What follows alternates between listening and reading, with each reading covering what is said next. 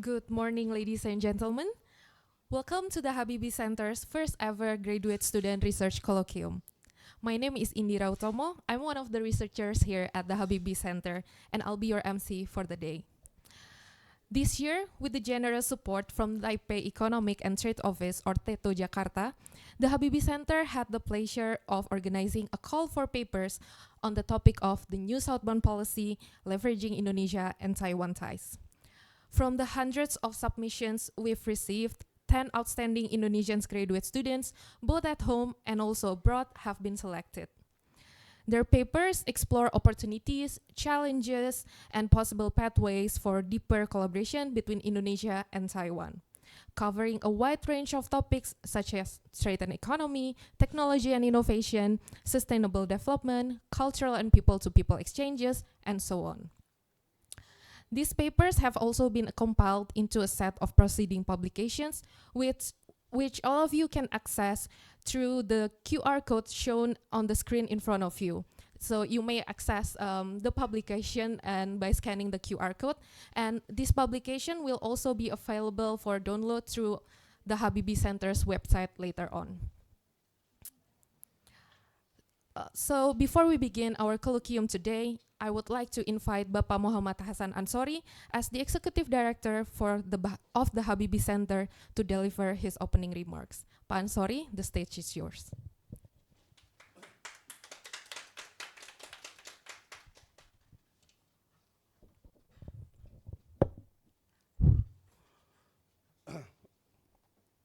Excellencies, distinguished speakers, ladies and gentlemen, a very good morning to all of you. Assalamualaikum warahmatullahi wabarakatuh. It's felt motivated for me, especially to see young future leaders and academics here. It is an honor for me, especially to welcome you to this important event of this Graduate Student Research Colloquium with the title The New Southbound Policy Leveraging Indonesia-Taiwan Ties. So let me at the very outset express my sincere thanks and appreciation to our distinguished guests and speakers.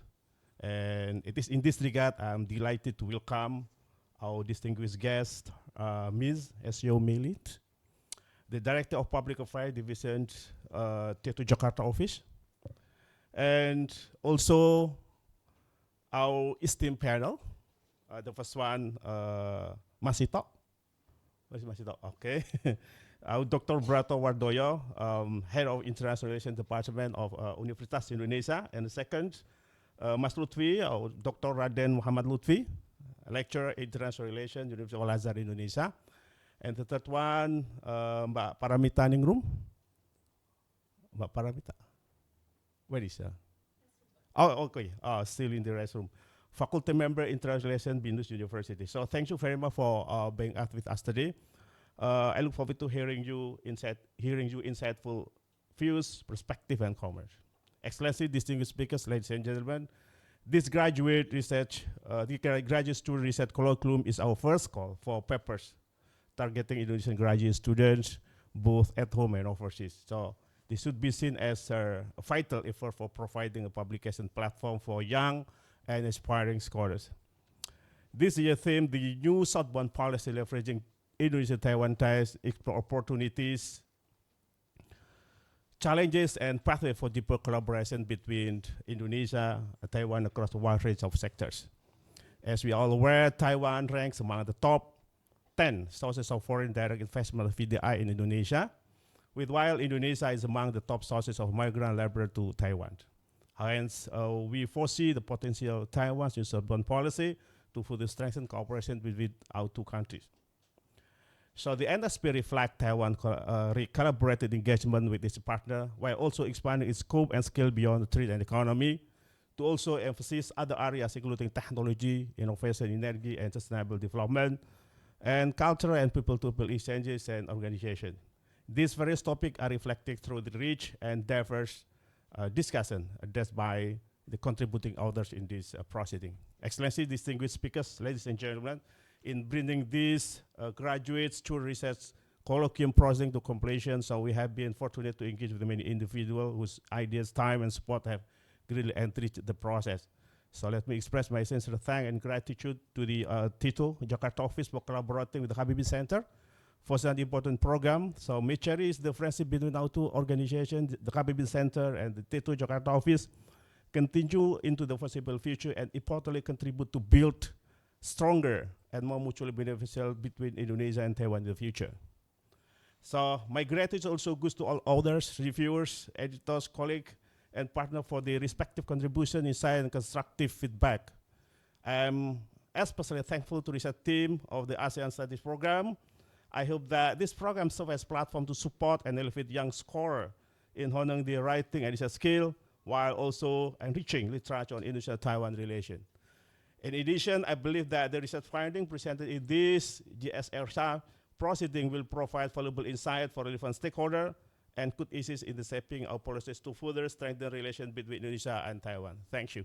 Assalamualaikum warahmatullahi wabarakatuh.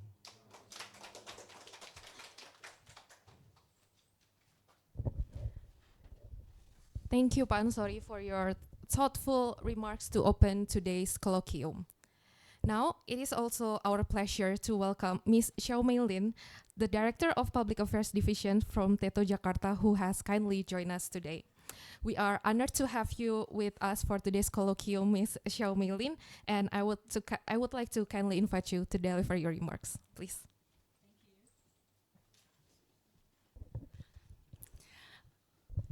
Selamat pagi, everyone. Practice bahasa. Yeah, this is Mei Ling from TETO, the Taipei office, and it is my great honor to be here, to be invited to join this very wonderful platform provided by the Habibie Center. And first of all, I would like to say I feel very honored to be invited to this student research colloquium, and I think Habibie Center did a very good job of inviting all the future promising young talents and to come here to share us your insight, your researches on how Taiwan and Indonesia can further collaborate further in the future. And I'm sure that we can all have very good takes from all of you. And Indonesia is my second home alongside Taiwan, as I began my career here since last July.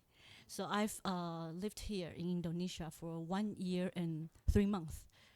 3 bulan. And suamiku suka jalan-jalan di Jakarta.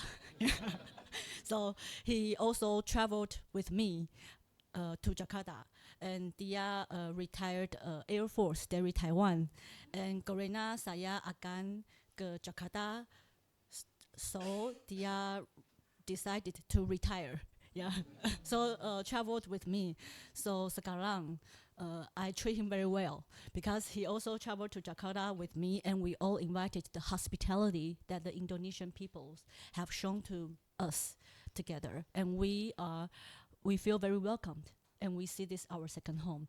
And before we begin our this program, inside the room with Director Anthony, I said thank you on behalf of the people of Taiwan, because just last week there was a typhoon in Taiwan, and that caused very devastation in Hualien. Hualien is on the eastern side of Taiwan, and because of the typhoon was so strong that 60 million tons of muddy water overran the lake, flooding a lot of villagers' house, leaving them devastated. And at this time, in Taiwan's news, we saw a group of Indonesian migrant workers. They volunteered to the villagers' house to help clean up the muddy houses for them for free, using their personal time, their personal travel expenses. And this great love shown from our Indonesian people touched my heart so deeply. So that's why today, when I'm invited to this colloquium, I feel so much honored and so touched. And thank you again for the great love that the Indonesian people have shown to Taiwan. And also, as mentioned by Director Anthony, that Indonesia and Taiwan has very close and strong people-to-people connection.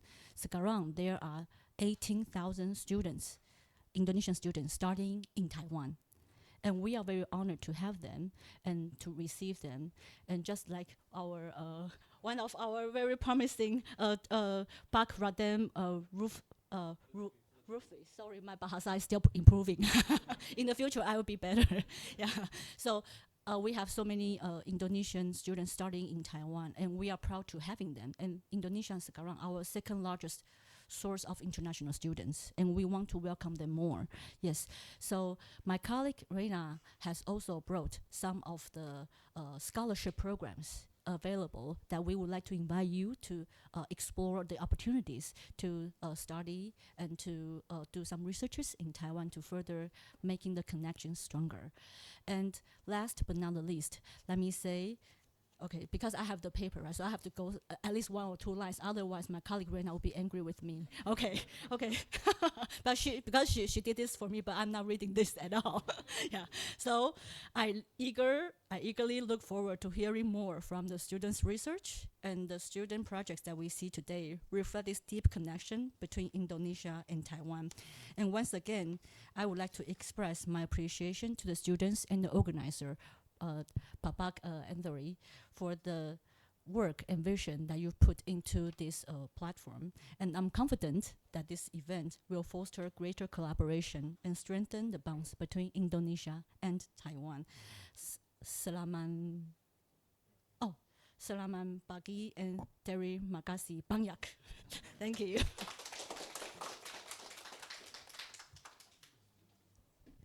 Thank you very much, Ms. Xiao Meilin, for sharing such a heartfelt and meaningful remarks.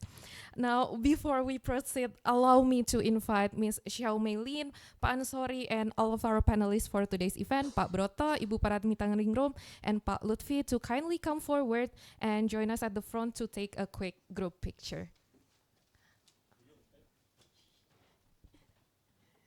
And maybe Pak Ansori can also give the proceedings to Ms. Xiao Meilin as well. Yeah.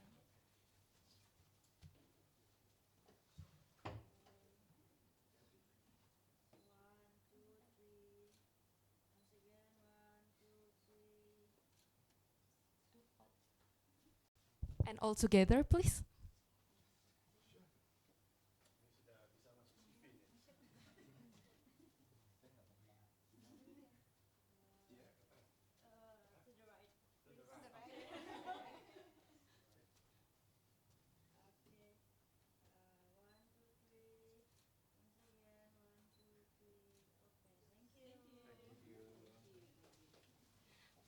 Thank you very much, everyone. You may return to your seats.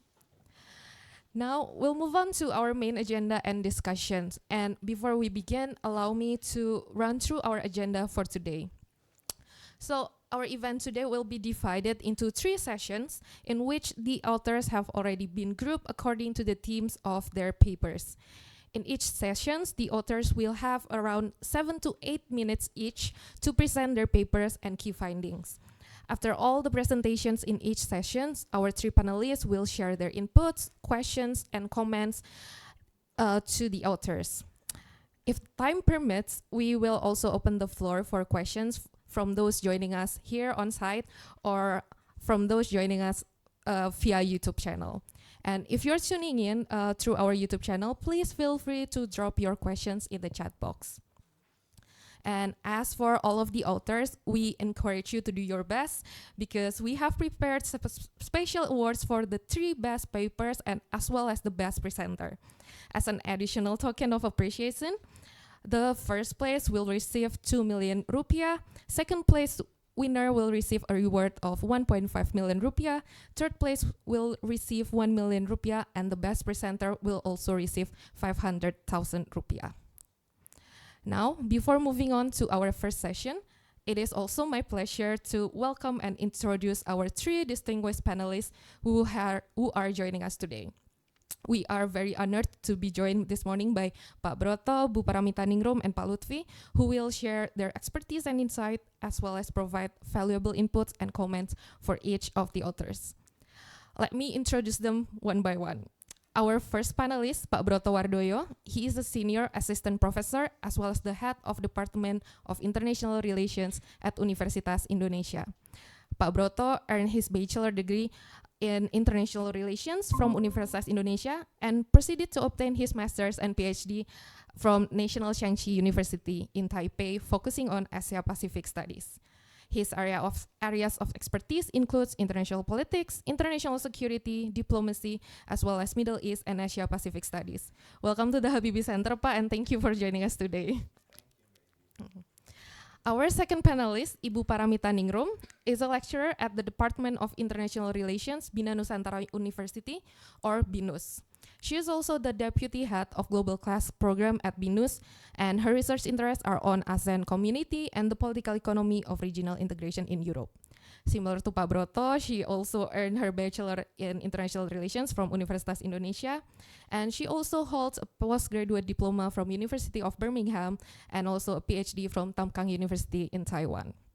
Welcome, Ibu. Thank you for sharing your time and expertise with us this morning.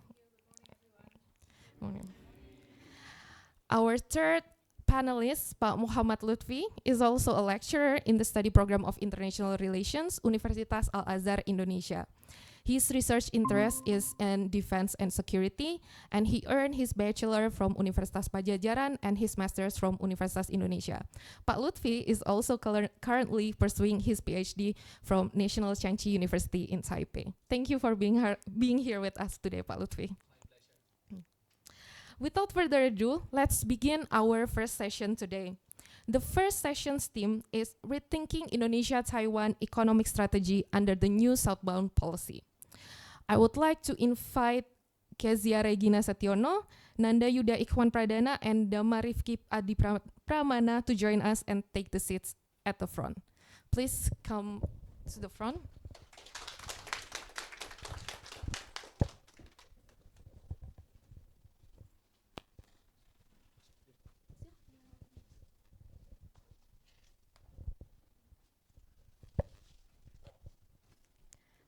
Hello, good morning, everyone.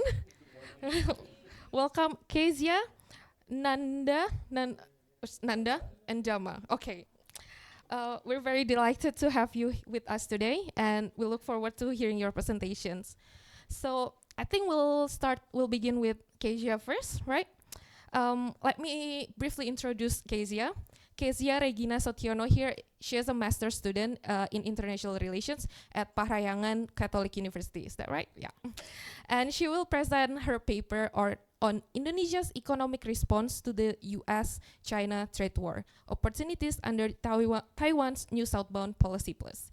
Kezia, you will have 7 to 8 minutes, and please feel free to use the clicker here to help you with the presentations. Yeah, and I'll hand the stage over to you, please.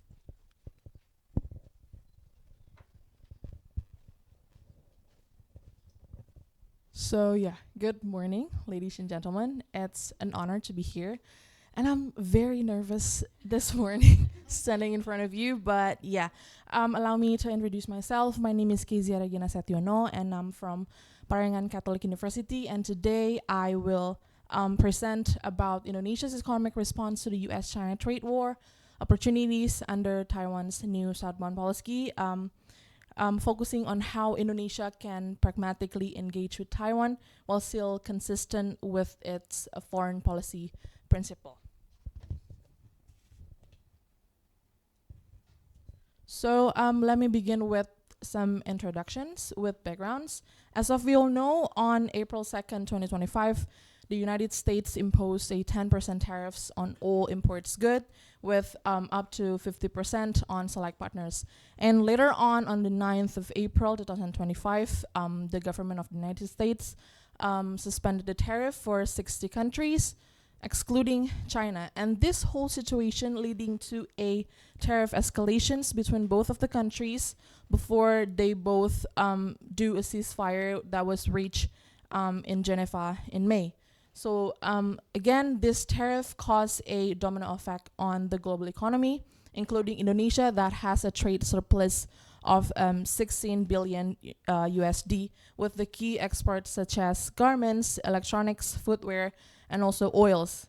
And under the current administrations, Indonesia pursues a long-term development development roadmap known as Indonesia Mas 2045 visions, which seeks to achieve 8% economic growth, diversify trade, and also attract foreign direct investment and deepen regional cooperation. And here, the concept of strategic opportunisms becomes relevant as Indonesia must navigate and also adapt to the global economy uncertainty by seeking a new non-political partnership such as with Taiwan. So Indonesia's foreign policy has long been guided by the principle of independence and active. Independence means that Indonesia does not align itself with any major global power, while active means that Indonesia seeks to promote peace and also contributes to conflict resolutions. And since the signing of the MOU with China on 1990, Indonesia has upheld a one China policy, means that Indonesia recognizes Beijing as a sole government of China and therefore does not have an official diplomatic or also consular relations with Taiwan. But however, in practice, Indonesia maintained a non-diplomatic economic relations with Taiwan driven by the need to diversify trade and also investment, especially under today economic uncertainty. So yeah, let us now turn into Taiwan's NSP Plus and Indonesia Mas 2045 visions. That if we can see both of NSP Plus and also Indonesia Mas 2045 has a lot of strengths, and if we are taking it together, we can see that Taiwan's technological capabilities and Indonesia's market scale and also resources are highly complementary.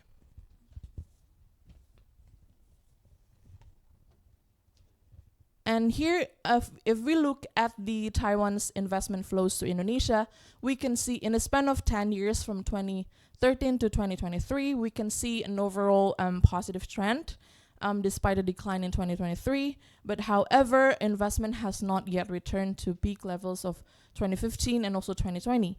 And this whole situation reflects a broader global patterns. And according to the UNCTAD, on the 2025, the global FDI fell into 11%, marking the second consecutive annual decline. And in Indonesia, the FDI on the second quarter of 2025 was nearly dropped by 7%. And this caused by the renewed tariff pressures on Indonesia export to the United States. And this highlights the need for Indonesia to diversify investment resources, making Taiwan as a strategic partner.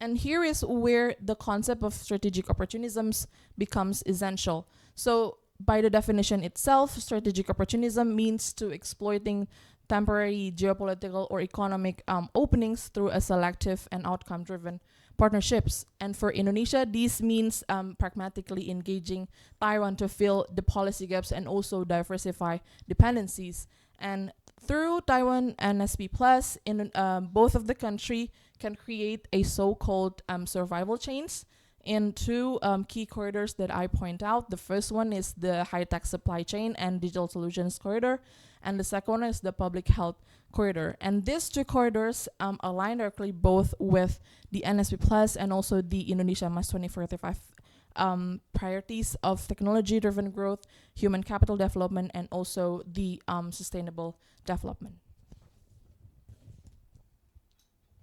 So yeah, in conclusion, the NSP Plus represent a substantive evolutions of Taiwan value-based diplomacy with 6 thematic corridors. And for Indonesia, the NSP Plus provided targeted investment facilitation and people-centered frameworks, even amid the global trade tensions. And by channeling the Taiwanese FDI into the high-tech manufacturing and leveraging Taiwan's public health expertise, Indonesia can reinforce a supply chain security and health resilience.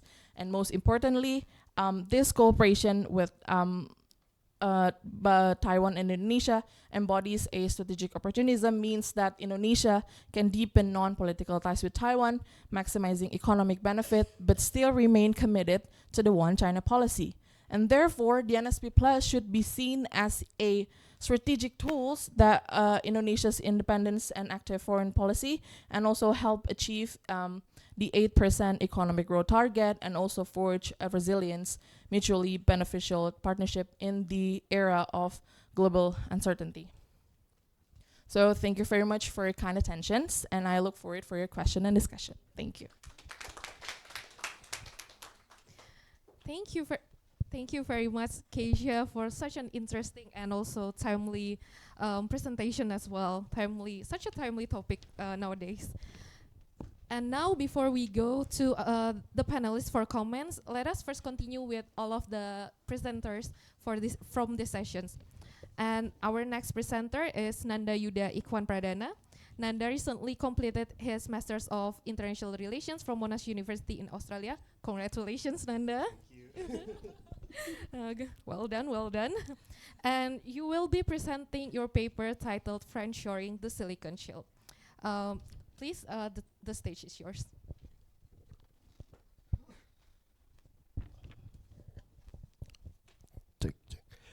Thank you for your kind introductions, and good morning, honorable guests, panelists, and fellow participants.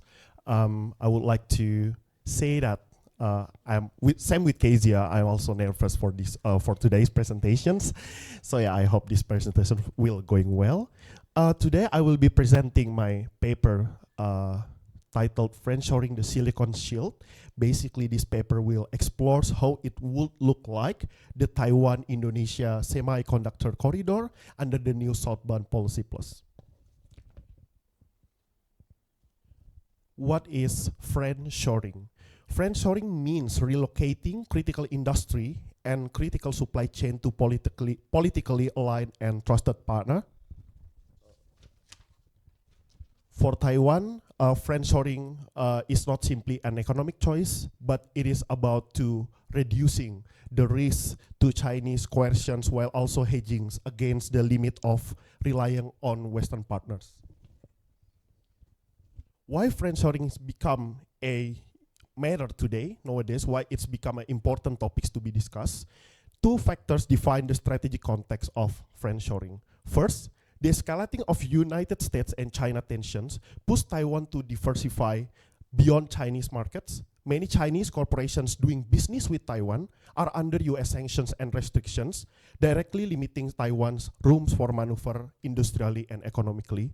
And second, Western partnerships are proving fragile. Even Taiwan has done its best to diversify productions to the West, especially to prioritizing United States domestic market to produce semiconductor, hoping that such massive investment will result in welcoming responses, such as a reduction of tariff that hurt the Taiwanese industry, but this case has not happened due to the volatility of the United States domestic political landscape. However, Taiwan's new Southbound Policy Plus can become a potential avenue to mitigate the geopolitical and threats towards sovereignty by diversifying the risk of semiconductor productions. Why Indonesia can become a viable Taiwan partner in developing semiconductor productions? Indonesia has the largest STEM graduates or talent pool within the Indo-Pacific regions. Almost 24% of Indonesia tertiary graduates are in science and engineering, the highest share in Southeast Asia. And also Indonesia rich in silica resources, the material that critical to produce semiconductor wafers. And also Indonesia has recently integrated the semiconductor industry development into its Golden Indonesia 2045 visions, means that there is a political will by the Indonesian government to support the critical semiconductor industry within the Indonesian country. However, to friendshore the critical industry such as semiconductors, there is some kind of critics basically from the realists of international relations. So basically the realists in international relations trying to say that the silicon shield or the Taiwan soul and also the primacy in producing the global semiconductor is basically the deterrence power that Taiwan need to always maintain. So currently, Taiwan produce more than 80% of most advanced semiconductor and logic chip globally. This means that, and also the United States, the important Taiwanese partner, import 44% of logic chips from Taiwan, and China itself imports 95% of the logic chip from Taiwan. It is means that Taiwan can leverage their, critical imports by those countries to, kind of like pressing the allies to protect Taiwan in the event of invasions by China in the future, in the near future. But currently, the shield that semiconductor industry are providing to Taiwan are currently in weakening because a lot of countries, including China, are trying to improve their domestic capacity and sufficiency of semiconductor and logic chip. Means that in the near future, the strategy to hold and ensuring that Taiwan have a significant amount of semiconductor producing would be not sufficient in the near future to kind of like having a great deterrence to prevent China's invasions to China in the near future. And the second critics coming from technocratics, basically the technocratics trying to say that there is some kind of limitations of semiconductor.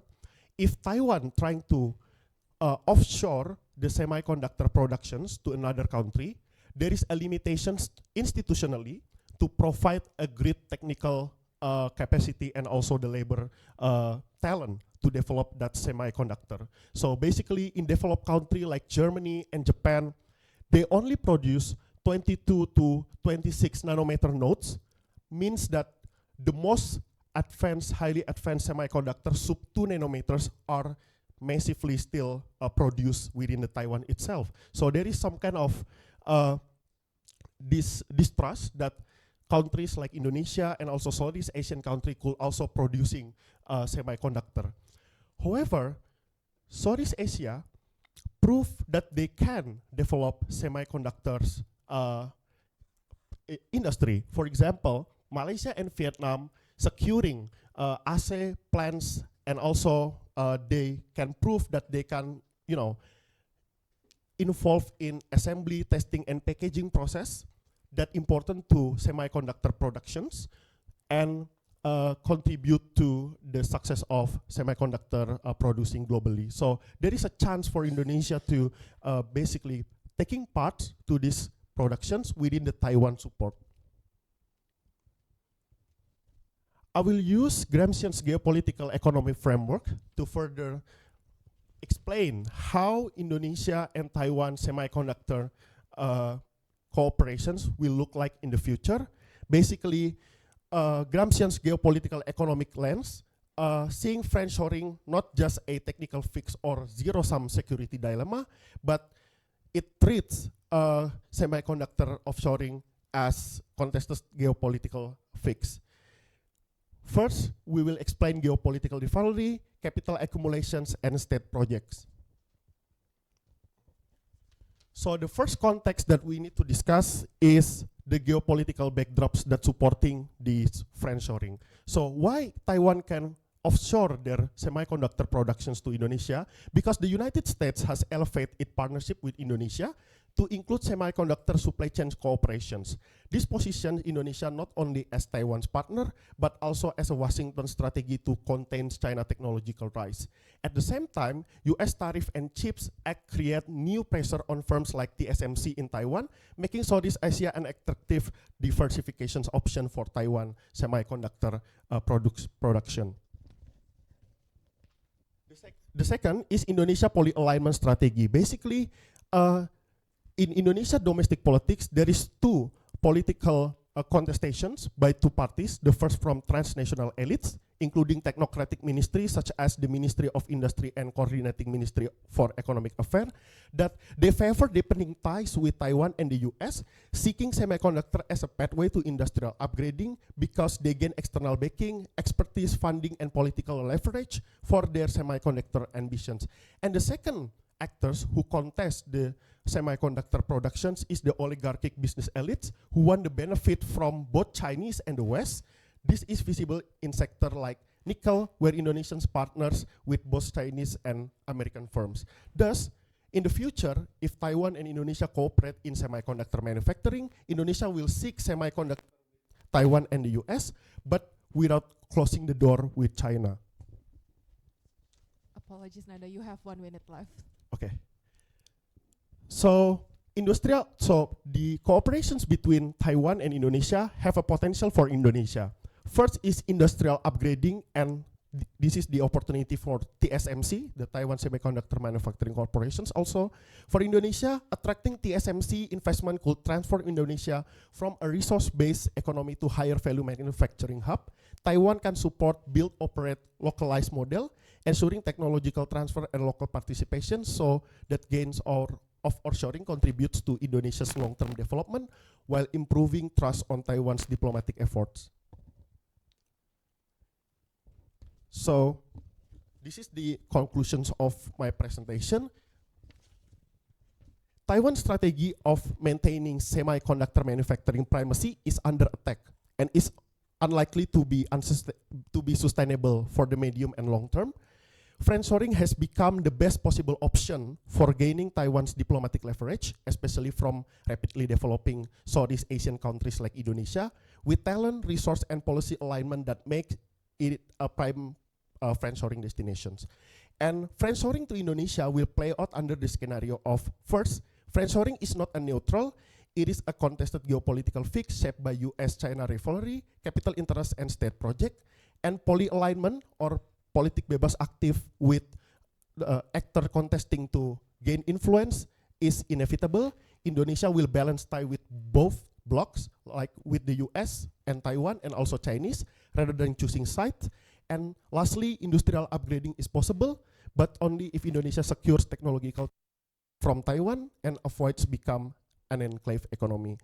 Ultimately, the success of Taiwan and Indonesia semiconductor cooperations will depend on whether both sides can forge a durable strategic partnership that balance deterrence for Taiwan and also help Indonesia developing its semiconductor industry. Thank you for your attention. I'm looking forward for discussion sessions. Thank you.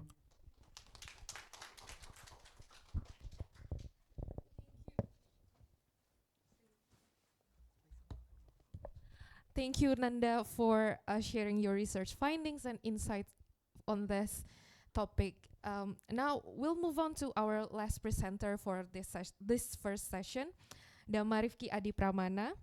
Dhamma is currently enrolled as a master student in business law at Universitas Gadjah Mada, specializing in international relations and trade law. Thank you, Dhamma, for coming from so far from Yogyakarta all the way. Dhamma will also share his findings on his research titled Taiwan's New Southbound Policy Plus and the Think Tank Corridor, a transnational advocacy network approach. Dhamma, you also have 7 to 8 minutes and the time is yours. Thank you.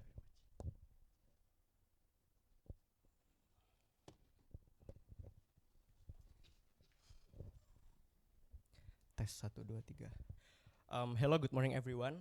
My name is Dhamma, and today I will present my presentation entitled Taiwan's New Southbound Policy Plus and the Think Tank Corridor, a Transnational Advocacy Network Approach. Such a long title, but I will try to highlight the Think Tank Corridor, which consists of Taiwan Asia Exchange Foundation.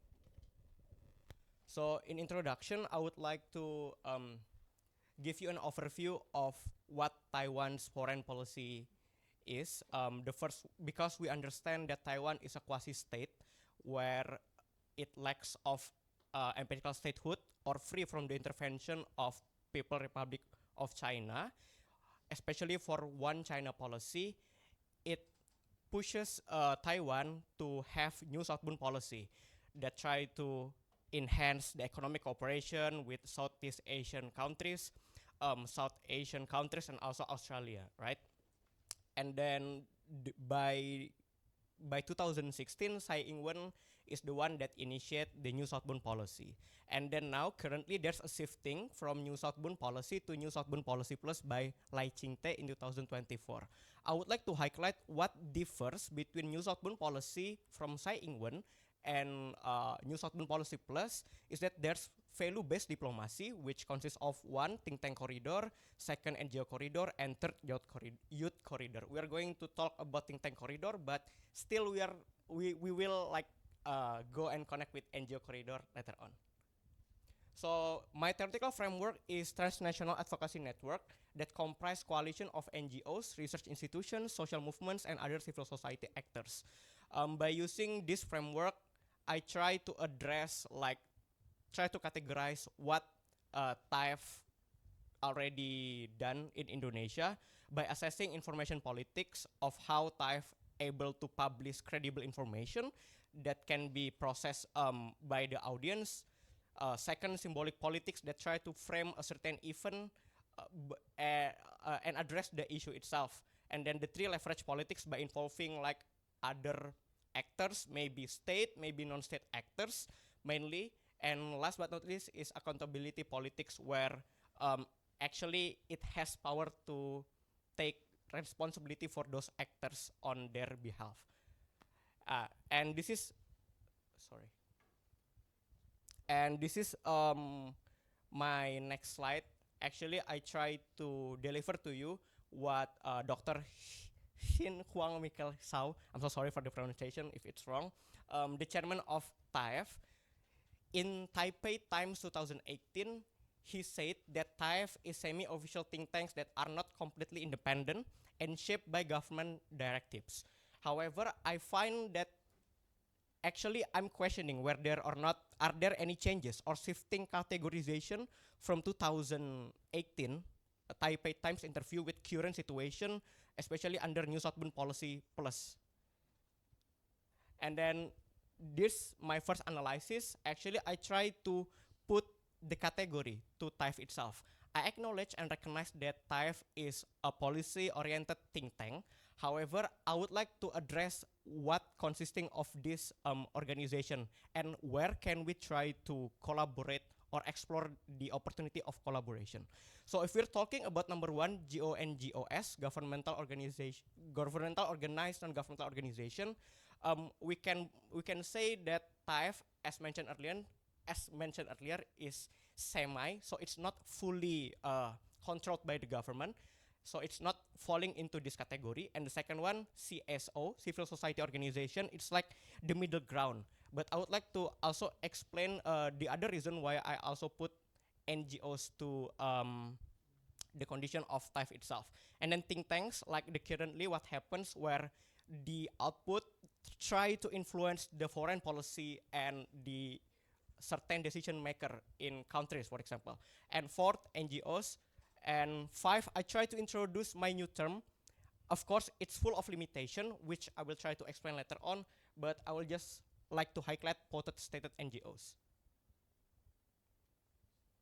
So this is my further analysis about TAIF. So the characteristic of NGOs also included within TAIF itself. For example, private having a separate organization from the government, as we can see on the official website. There's also board of TAIF itself. Although there are also board of the governments in the about of the website. And then it's self-governing, privately managed, because semi mentioned earlier, semi government on 2018. And then I also put like think tanks classifications, where it's also will explain about the presence of Hakka Affairs Council or Global Hakka Alliance later on.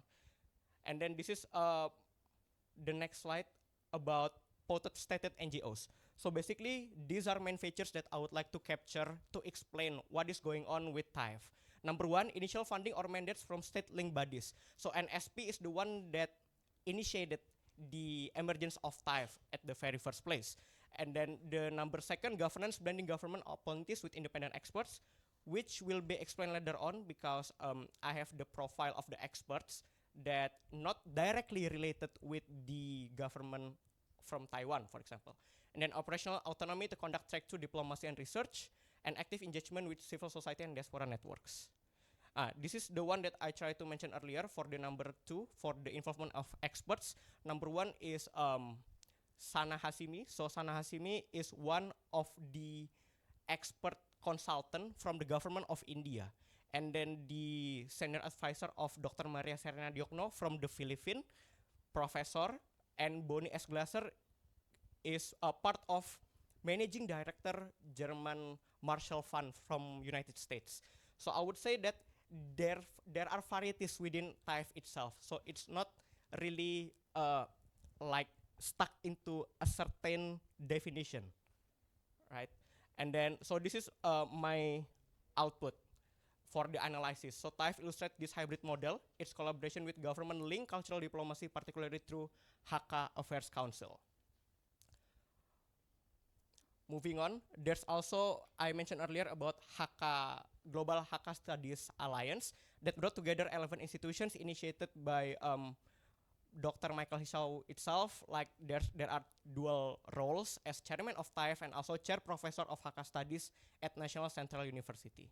I also conduct empirical studies by interviewing Tony Dian Effendi that emphasize how such dual roles enables cross-cutting linkages. So this is my next analysis. I would like to highlight the think tank corridor, but also NGOs corridor. NGO style flexibility, if we try to define TAIF based on potted state NGO. See, there are still limitations. We need to conduct like how far actually we can separate between public involvement and private involvement within the organization itself. And next but not least, this is the reflect of TAIF role using TAN itself, information politics, symbolic leverage, but absence of accountability essence. And what can we do actually by having this? What is our ultimate goal? So we able to initiate pilot initiative and thematic working group, because by having like different categorization, we have flexibility, less less commitment or accountability, something like that. And maybe because of the time's up, I would like to continue on the discussion session. Thank you very much. Thank you very much, Dhamma, for sharing your perspective and insight. Now that we'll have listened to all of the presenters from the first session, let's move on to our panelists and to hear their comments, feedbacks, or even if you have some questions for the authors as well, please you may raise the questions. And if we do still have some time left in the session, we'll also open the floor for questions as well. So please do prepare your questions. And I would like to also remind and encourage everyone that's joining us through our YouTube channel. You can also send in your questions through the chat box column. And to begin from the panelists, maybe we can start with Pak Broto to share your comments.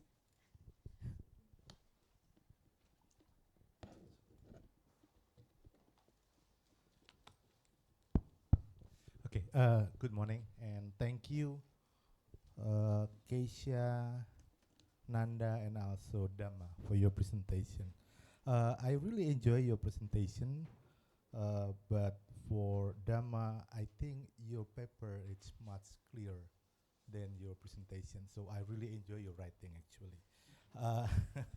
Okay, I have two comments and one question. Comment is for Nanda and also Kesia, and question is for Dhamma. The comments that I have for both of you, first, your writing and your presentation, or basically your topic, is rather broad. So I think you need to set the focus on what you want to argue, basically. In your case, Kesia, because you are focusing on investment, I think you need to elaborate more on what type of investment that Taiwan actually do in Indonesia, and how they will impact in Indonesia and Taiwan relations. That's the first one. And for Nanda, I think you you did a good job because you're focusing on semiconductor industry, right? But I haven't heard anything, any explanation about the supply chain, because semiconductor probably it is not really broad topic, but in a sense, if we talk about this industry, it is a really broad topic. You brought out TMSC, for example. It is a very specific players within the semiconductor industries. So I think if you can elaborate more on that, that will be an interesting paper, and because you really convinced me when you had your presentation.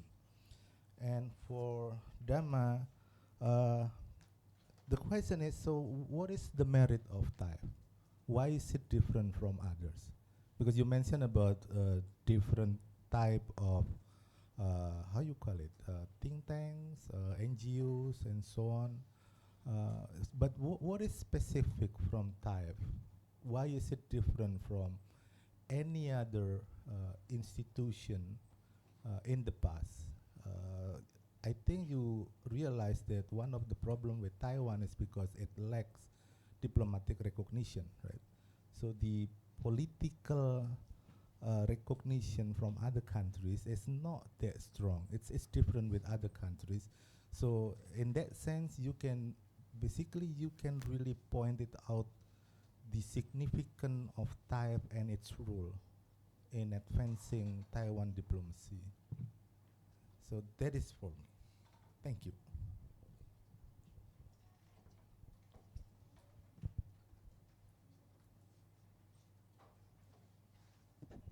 Yes, well, maybe we'll gather all of the comments from all the panelists first, and then we'll let the authors respond later. Bu Paramita Ningrum, please. Okay, thank you. Good morning, Kezia, Nanda, and Dhamma. Yeah, I enjoy your presentation because it's like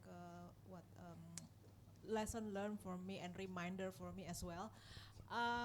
Okay, for Kezia's paper, I would like to underline the time frame because yeah, from your title, you didn't mention the period of your research, right? So basically, I feel confused before I heard your presentation. So when in which period you are going to share to us about your research? And later on, when I read that, oh yeah, you mentioned Indonesia Emas, and so, oh, so I get it. Okay, so it's quite new actually. So time frame should be important here, and you also address so non-political engagement is very important in your writing. And here you also mentioned that Taiwan and Indonesia try to make use of their own resources, yeah, to have so-called strengthened bilateral relations, right? But you also need to pay attention that Indonesia actually is good, but we also, if we see to the bigger picture, we see that Indonesia already had a very strong relation with the U.S. and also with China.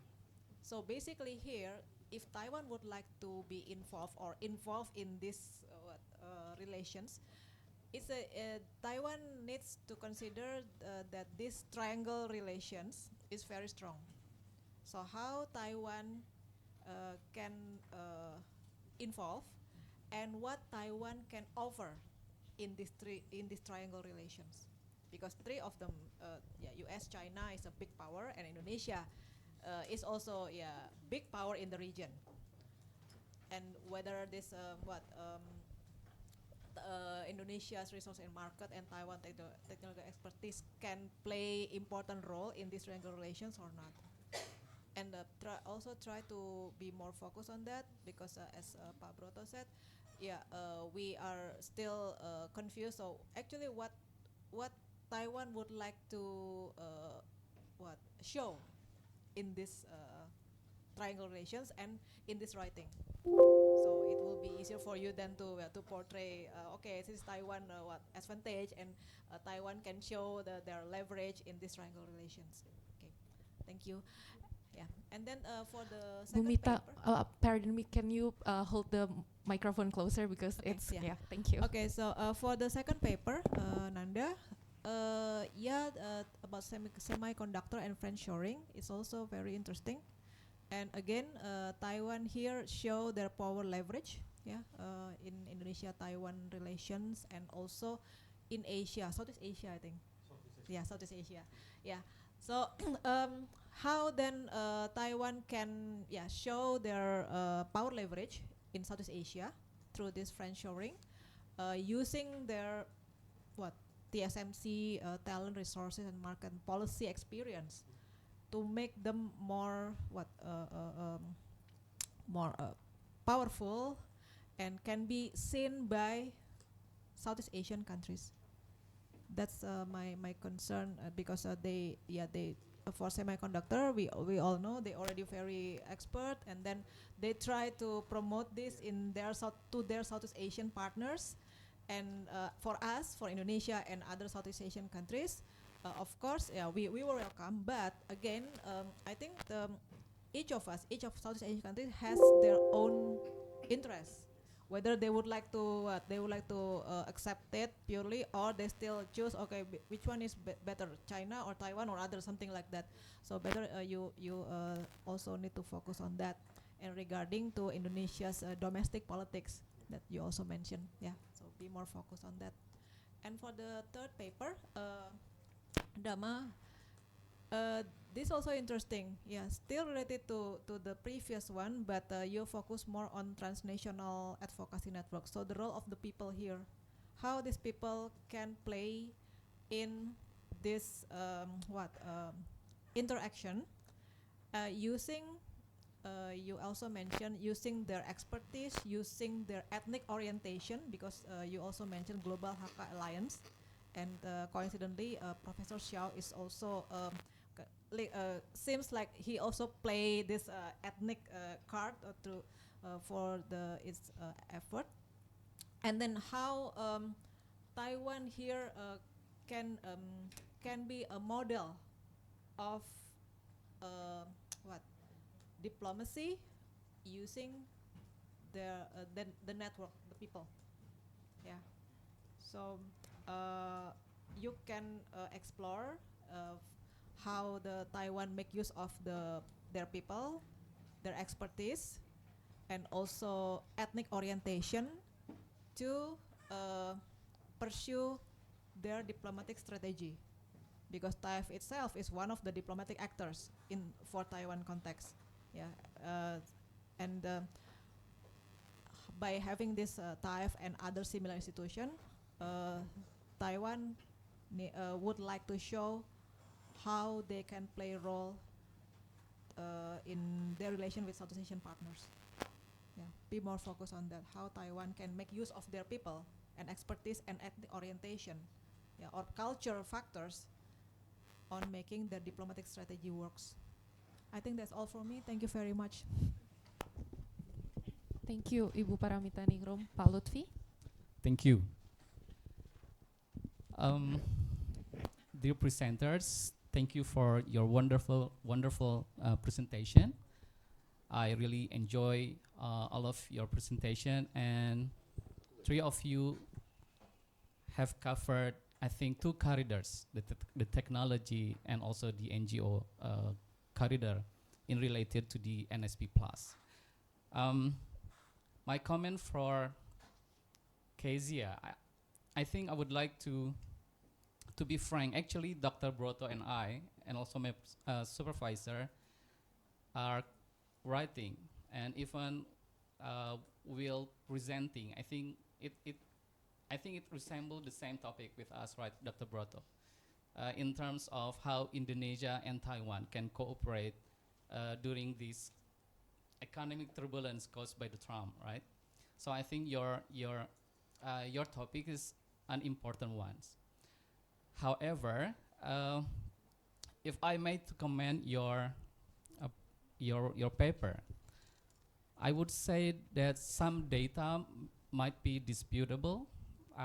For example, if you say that Taiwan is the the five largest investor in Indonesia, I think according to TETO official website, I think from their data, it is only placed in 18 numbers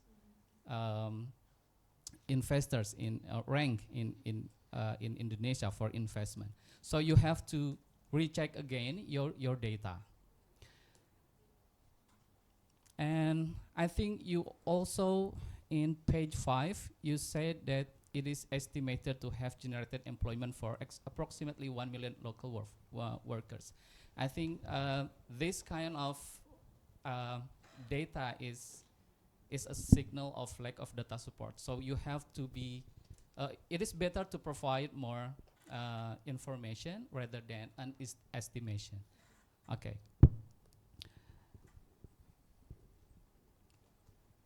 And my question for you is, I would say that I wanted to hear about on how Indonesia and Taiwan can seize these kind of opportunities in cooperation, particularly how both sides can materialize this kind of cooperation. That's for you, and I think for Nanda. I like your writing. Actually, I like your ideas. It's a contemporary topic for Taiwan and also for Indonesia, and I love how you write friendshoring. So I think this is a good term for us to know how Taiwan can see other countries to put their fabrication plan of semiconductor, and it is called friendshoring because only friends can have this kind of benefit. But I wonder, because is Indonesia is the right partners for Taiwan to do this kind of friendshoring, considering that Indonesia lack of basic plan to design, to fabricate this semiconductor. The element of silica is one thing, but I think semiconductor need more than that, right? So we have to have a designer institution for semiconductor. If you know that Taiwan can be in this place for semiconductor, I think it started from 1970s, if I'm not mistaken. So in Indonesia, it's just started from last year. That's the problem. Is Indonesia is ready enough to be a partner for Taiwan? I think Malaysia is better because they already set their AMD chip fabrication, and I think we are still struggling about that. But I like your idea, and I hope this kind of idea can be implemented later on. So that's my comment and also question for you, and for last but not least for Dhamma.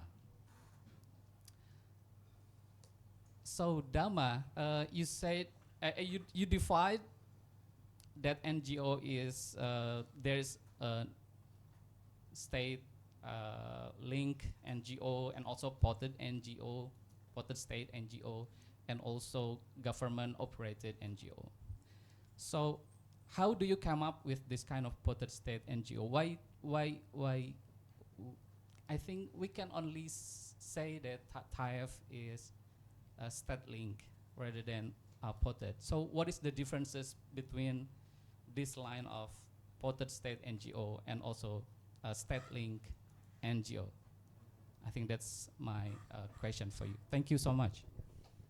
Thank you very much for all of the panelists for their comments, feedbacks, and also questions.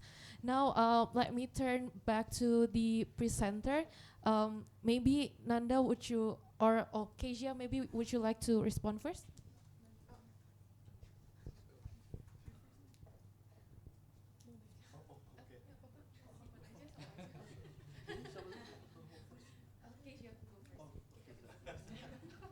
So yeah, thank you so much for the feedbacks and comments. I will take note on that. And for the question, how Indonesia and Taiwan can contribute to the cooperation, if based on my presentation, we can add more to the FDI.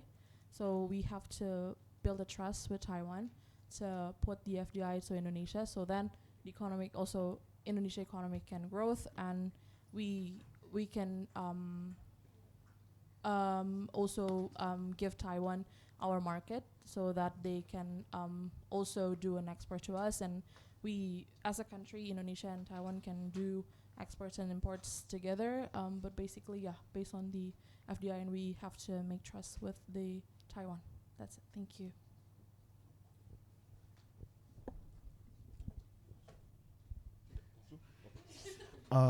Thank you very much, Pak Broto, Bu Paramita, and Pak Lutfi for your kind comments and also the questions. I would like to address the questions from Bu Paramita first, but before that, I will address the comment from Pak Broto to give the clearer picture about how the semiconductor value chain globally. So basically, semiconductor value chains involve 3 stages of productions. The first is design, and the second is manufacturing itself, and the third or the latter part is ATP, assembly, testing, and also the packaging process. For the first stages, the design is dominated by the American or the United States corporations. For the manufacturing part, even though there is a Japanese, South Korea emerging, but this stage is still dominated by Taiwan. And don't get me wrong, for the most of the legacy chip, I mean above 5 nanometers, it's distributed evenly. Taiwan, Japan, South Korea also contribute to the market. But for the most and highly advanced 5 nanometers and 2 nanometers, 95% of global supply is still produced by Taiwan only. And for the latter part, the assembly and testing and also the packaging, most Southeast Asian countries dominate this more low value market share, especially for the Philippines, Vietnamese, and Malaysia, like Pak Lutfi said.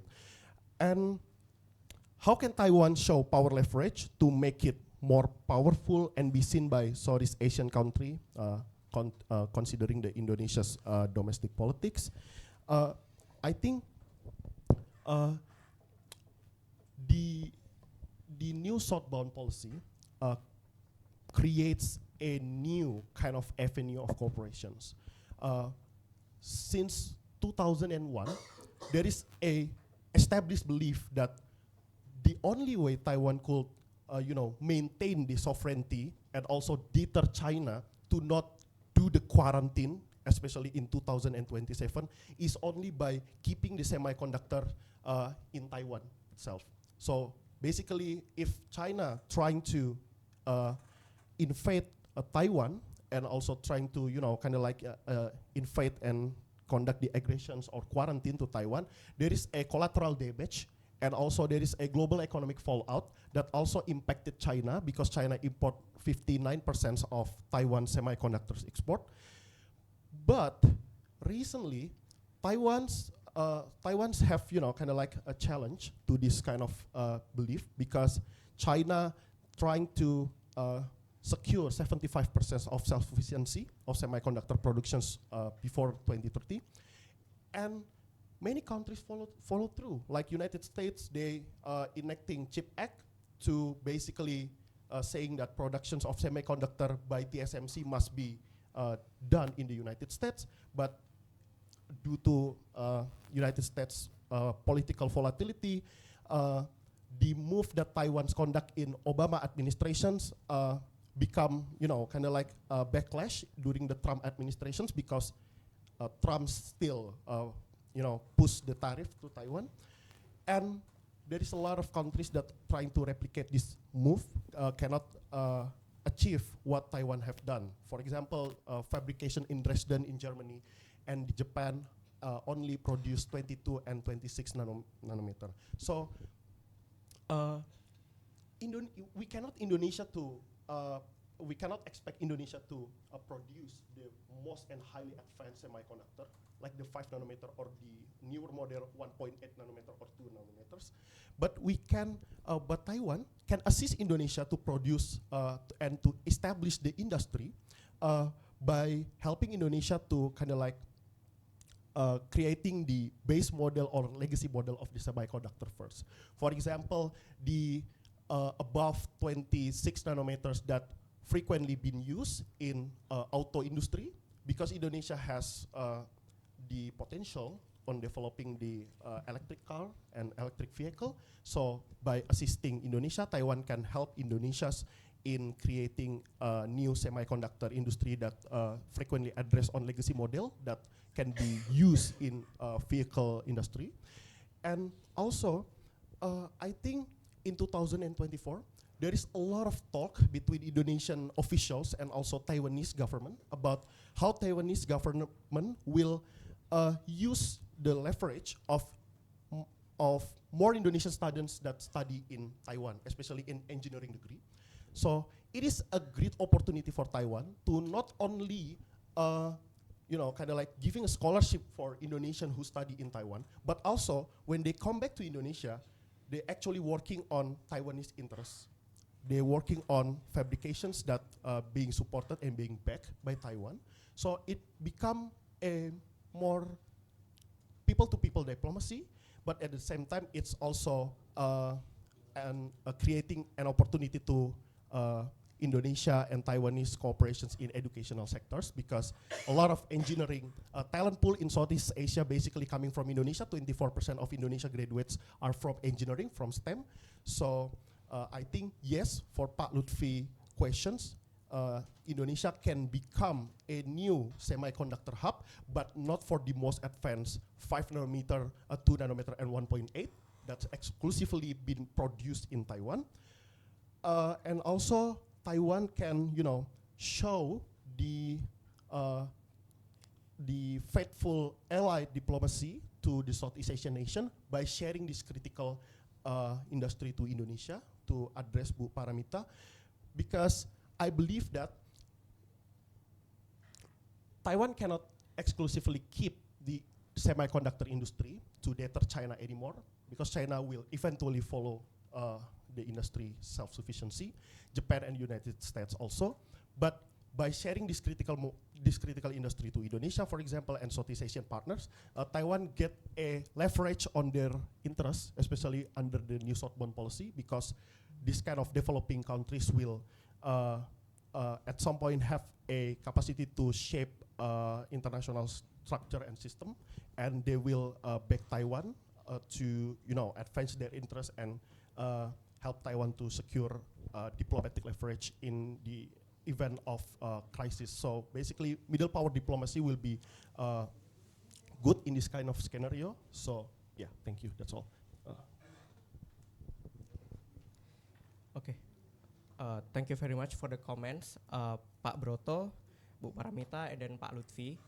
I'll try to give response. Maybe first I would like to respond to Bu Paramita, because Pak Broto and Pak Lutfi actually have similar questions regarding what's so exclusive about this term, right? So I'll try to focus on Bu Paramita first. So I would like to thank you for the comment and the inputs regarding be more focused on cultural and diplomacy works, actually, for the people to people. But also in my paper, I also include that actually there's opportunity to explore, for example, to have like working group and then also piloting project. So I would say that TAEF, let's drop the categorization for later on, but we'll try to discuss about what actually can we explore through TAEF for their new value diplomacy, like think tank, NGO, and then also the youth, for example. We can conduct working group, which also focus more on the specialization such as digital economy, disaster resilience. But we also need to have like follow up, because there's also an issue, at least that's what I found, that there's no follow up mechanism like directly bind those actors to participate, right? And then there's also piloting project that maybe we need to start because it's scalable. It's able to measure. For instance, if we try to implement a certain project in Indonesia, then we try to implement it on Philippines or on other Southeast Asia's countries. So that's what I try to explore more actually by my paper. But most of my presentation also regarding to the categorization of the type itself. Going next to the comment from Pak Broto and Pak Lutfi. So actually, I admit the fact that this is very ambitious. Try to give new definition like what's so exclusive about this? What kind of studies or literature that you already read, for example?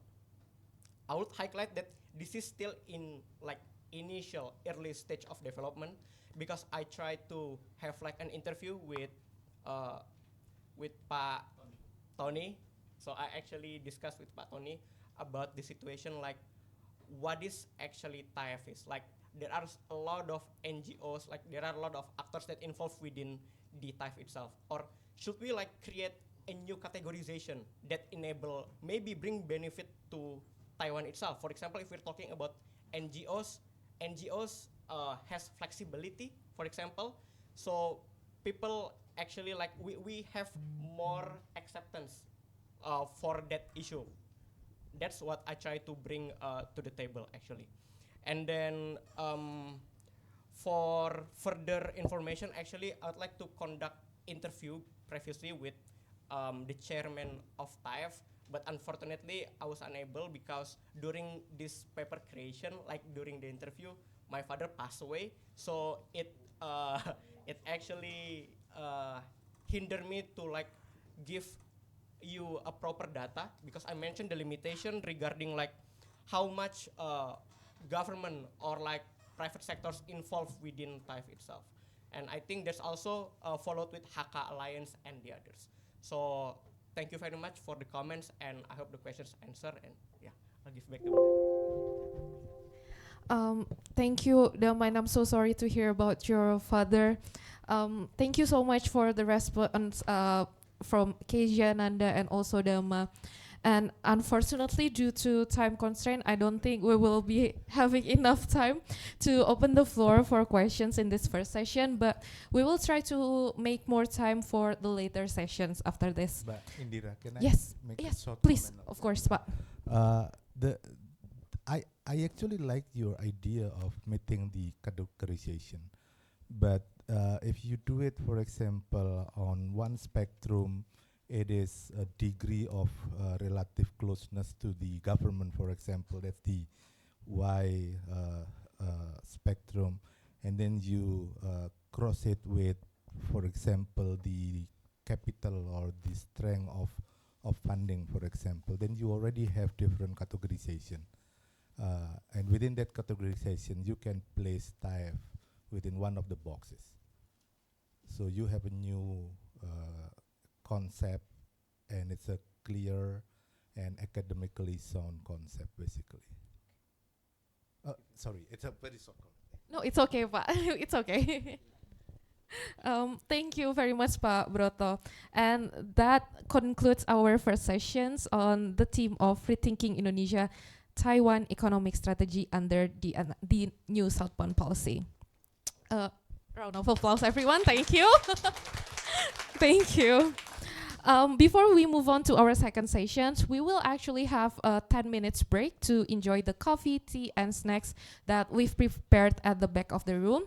Please feel free to enjoy them, and you can also network for a bit with fellow participants. And we'll resume shortly with our next sessions on the theme that is also equally interesting, enhancing Indonesia-Taiwan ties through social cultural cooperations under the NSP. So please feel free to enjoy the snacks at the back, and we'll see you in a bit. Thank you.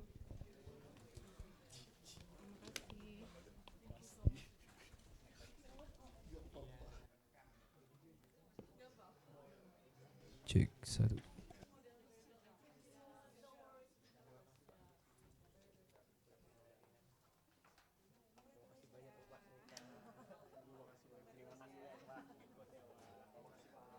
Taiwan, so I try as close as possible to, like capturing a real netizen perspective. So, okay, observing how Taiwan tourism discourse is constructed through social media promotion and representation. Okay, from my finding is on Instagram, Kak Mika Tambayong has posted limited but symbolic content. The first one, she appear in a traditional Taiwanese attire, and the second one, she attended the Saatnya Berkunjung ke Taiwan event in Jakarta and share some her experiences at Husang Night Market. By contrast, in Instagram, on Instagram, Taiwan influencer tourism having consistently provided a wide range informative content about Taiwan. The first one, at Nekat Pergi ke Solo, she shared a video showcasing the scenic coastline in Orchid Island. And the second one, the Sigit Sugiono,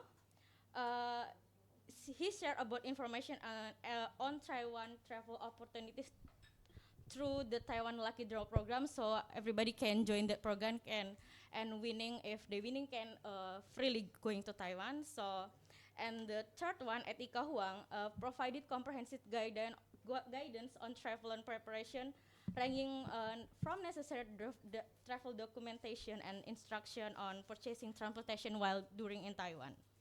So, okay.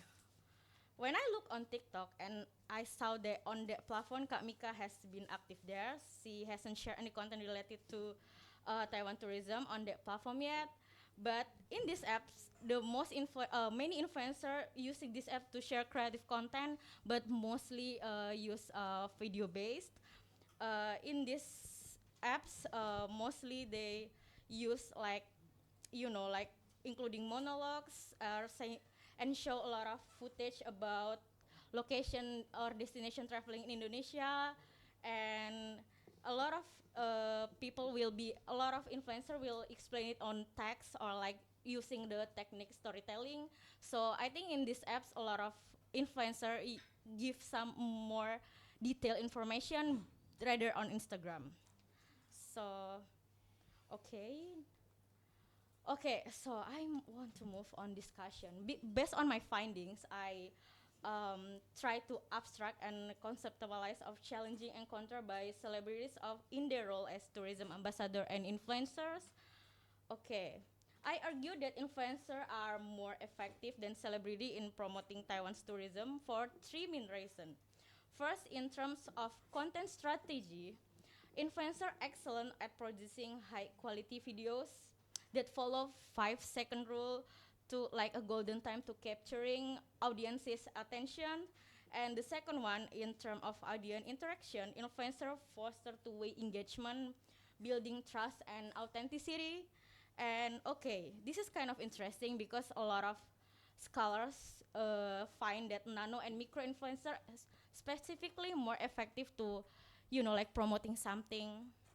Okay, because they have a persona as like relatability as ordinary people.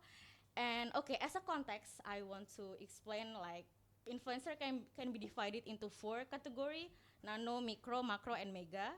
Nano influencer have 1,000 until 10,000 followers, and micro influencer 10,000 followers until 100,000 followers, and macro influencer who has 10,000 followers until 1 million followers, and the next mega influencer have the more 1 million followers. Okay, the the power of authenticity as an ordinary people make this influencer have the more powerful and more like approachable people, so people can trust what they want to promote from their account.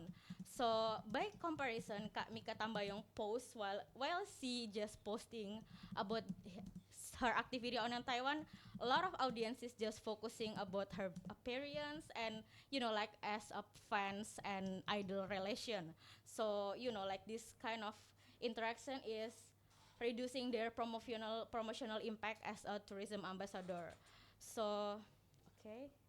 For the conclusion, while celebrity like Kak Mika Tambayong has been demonstrated that celebrity-driven promotional campaign face some limitation, but influencers are more effective promoter of Taiwan tourism in Indonesia context. So their ability to create engagement content, build authentic interactions, and target to younger digital audiences make them powerful agents of tourism promotion. So that's all for me. I'm so sorry if there is a lot of mistake. Thank you very much.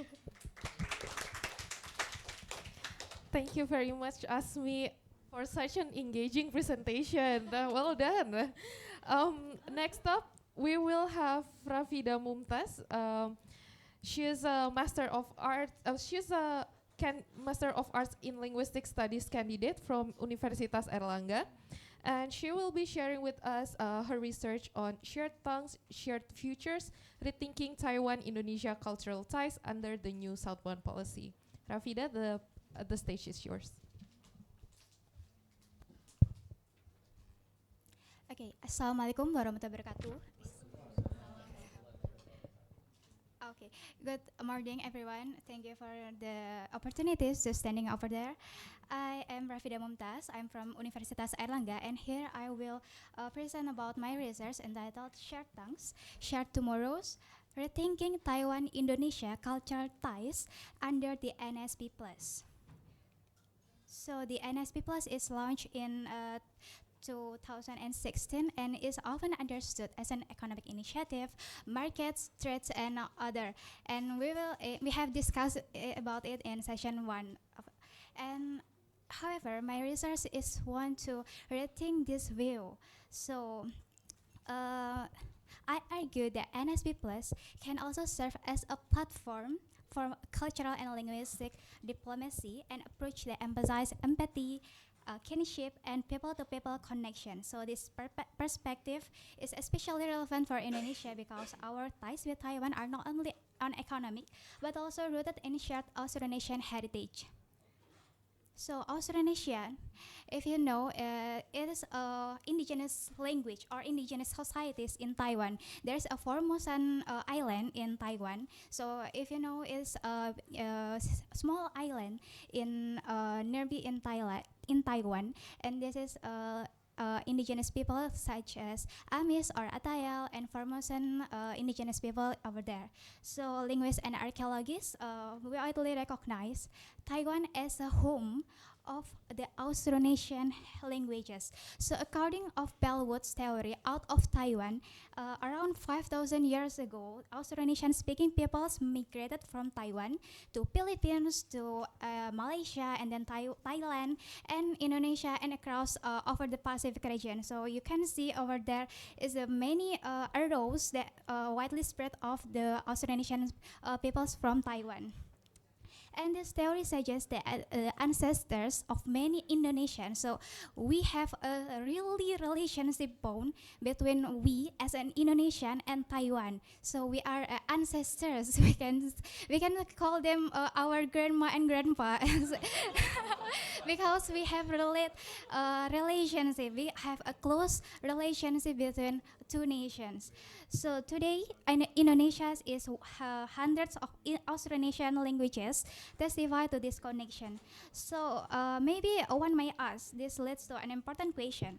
Since maybe groups such as Amis or Atayal or maybe another society in Formosan is minorities, how can their heritage be seen as speaking for Taiwan as a whole?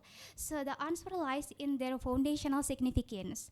So Formosan languages are the deepest branches of the Austronesian family. It is the big family in the world. It is spread over the Pacific, Southeast Asian, and Australia, and New Zealand, and over there. So this makes Taiwan not just a home of its indigenous people, but the homeland of Austronesia as a global heritage. So by highlighting this heritage, Taiwan is not merely speaking for its indigenous communities. It is reinforcing its identity as a multicultural and democratic nation. This transforms indigenous culture into a soft power tool that reflects Taiwan's openness, diversity, and international rule. So from this perspective, Austronesian ancestry becomes more than a matter of minority identity. So it becomes a diplomatic bridge, a reminder of shared roots between Taiwan and especially for Indonesia. So Okay. Implementing of my ideas, I highlight two practical pathways for this rethinking of NSP Plus. The first one is cultural heritage tourism. So we have to moving beyond mass or halal tourism or generic slogan like visiting Indonesia or visit Taiwan. It's very generic, right? So we should moving to Austronesian heritage tourism. So Indonesians might learn from Taiwan's indigenous villages and traditions. So while Indonesian can learn about indigenous village too to Formosan peoples and Formosan indigenous communities in Taiwan. So this idea is very much in line too with Taiwan's governmental agendas because in recent years, Taiwan agenda is invest in indigenous cultural and commerce park in Taitung, launch a Taiwan Indigenous Tourism Festival, and developing the National Indigenous People Museum. So by aligning NSP Plus with these existing efforts, cultural heritage tourism can go beyond economic transactions. It becomes a modern form of pilgrimage that fosters empathy, kinship, and shared identity, reminding both Taiwanese and Indonesians of their common Austronesian roots. And this second one is about linguistic and educational collaboration. So we know about Austronesian languages is one of branch of Indonesian, Melayu. It is very, very close with our languages because very many recent articles, many recent research about linguistic practical in this language evident with this, aligned with this expand in Austronesian language. So maybe educational exchanges under NSP Plus often emphasize Mandarin. While this is valuable, but there is a great potential to expand them to Austronesian studies. So at this point, one might ask, what is the urgency of studying Austronesian language, right? Because it is minority languages and maybe it is endangered language, but the urgency is lies in three areas. The first one is academic value. So these languages hold the key to understanding how our ancestors migrated, farm, and build societies. And the second one is cultural value, because many Austronesian language is in both Taiwan and Indonesia is are endangered. So it is our responsibilities to make it up and make it more good, make it learn and study about this language too. And the third one is diplomatic value, because learning these languages cultivates empathy. Taiwan scholars engaging with Dayak or maybe Baduy languages, and maybe Indonesian scholars can studying about Amis languages or Payuan language and other language in Formosan society. And another action I shared about this about the first one is joint research program. So a joint research program in comparative Austronesian linguistic, collaborating in phonology or maybe in language revitalization between Taiwan and Indonesia as a brother and sisters in this Austronesian heritage is we could also design student and faculty exchange that go beyond Mandarin learning. So maybe higher enrichment scholarship programs allows about Mandarin practices and Mandarin language learning, but maybe it will be expand to Austronesian languages more, and it makes our language will be learn between two nations assembly. And the second one is curriculum development and digital archives. So creating shared platforms for teaching materials and linguistic data, making Austronesian heritage more accessible. So it's not only sexy research in Indonesia or Austronesian, but it's organ research in Europe or American studies. So finally, Taiwan and Indonesia could exchange expertise in language revitalization, and both Taiwan and progress to inspire Indonesian initiative. So conclusion of my research, My research is ratings the NSP plus beyond economic, so it demonstrates how short Indonesian roots through the out of Taiwan narrative can strengthen soft diplomacy between Taiwan and Indonesia. By grounding cooperation in kinship and empathy, both nations can build trust and solidarity, which then provide a stronger base for collaboration in macro level sectors such as economic, diplomatic, and bilateral. So, in short, diplomacy is not only about markets, but also about memory and identity. So, shared tongues truly lead to shared tomorrows. Thank you. Assalamualaikum warahmatullahi wabarakatuh. Thank you so much, Rafida. As someone who doesn't come from a background of linguistic, that was such a insightful presentations. Thank you so much for sharing that with us. Next up, we have Neng Lilis Suryani. Neng Lilis Suryani, she's currently pursuing her master's degree in gender, violence, and conflict at the University of Sussex in the UK. And she will be presenting all the way from Brighton on her research called Mainstreaming Inclusive Gender Perspective in Disaster Resilience, Opportunities for Indonesia-Taiwan Cooperation under the new Southbound Policy Plus framework. Neng Lilis, the time is yours.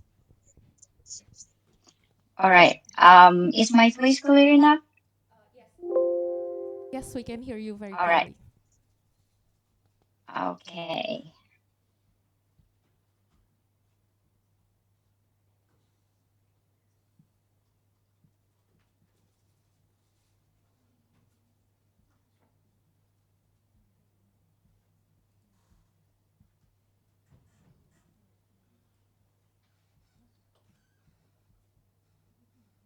Okay, can you see the slideshow on the screen?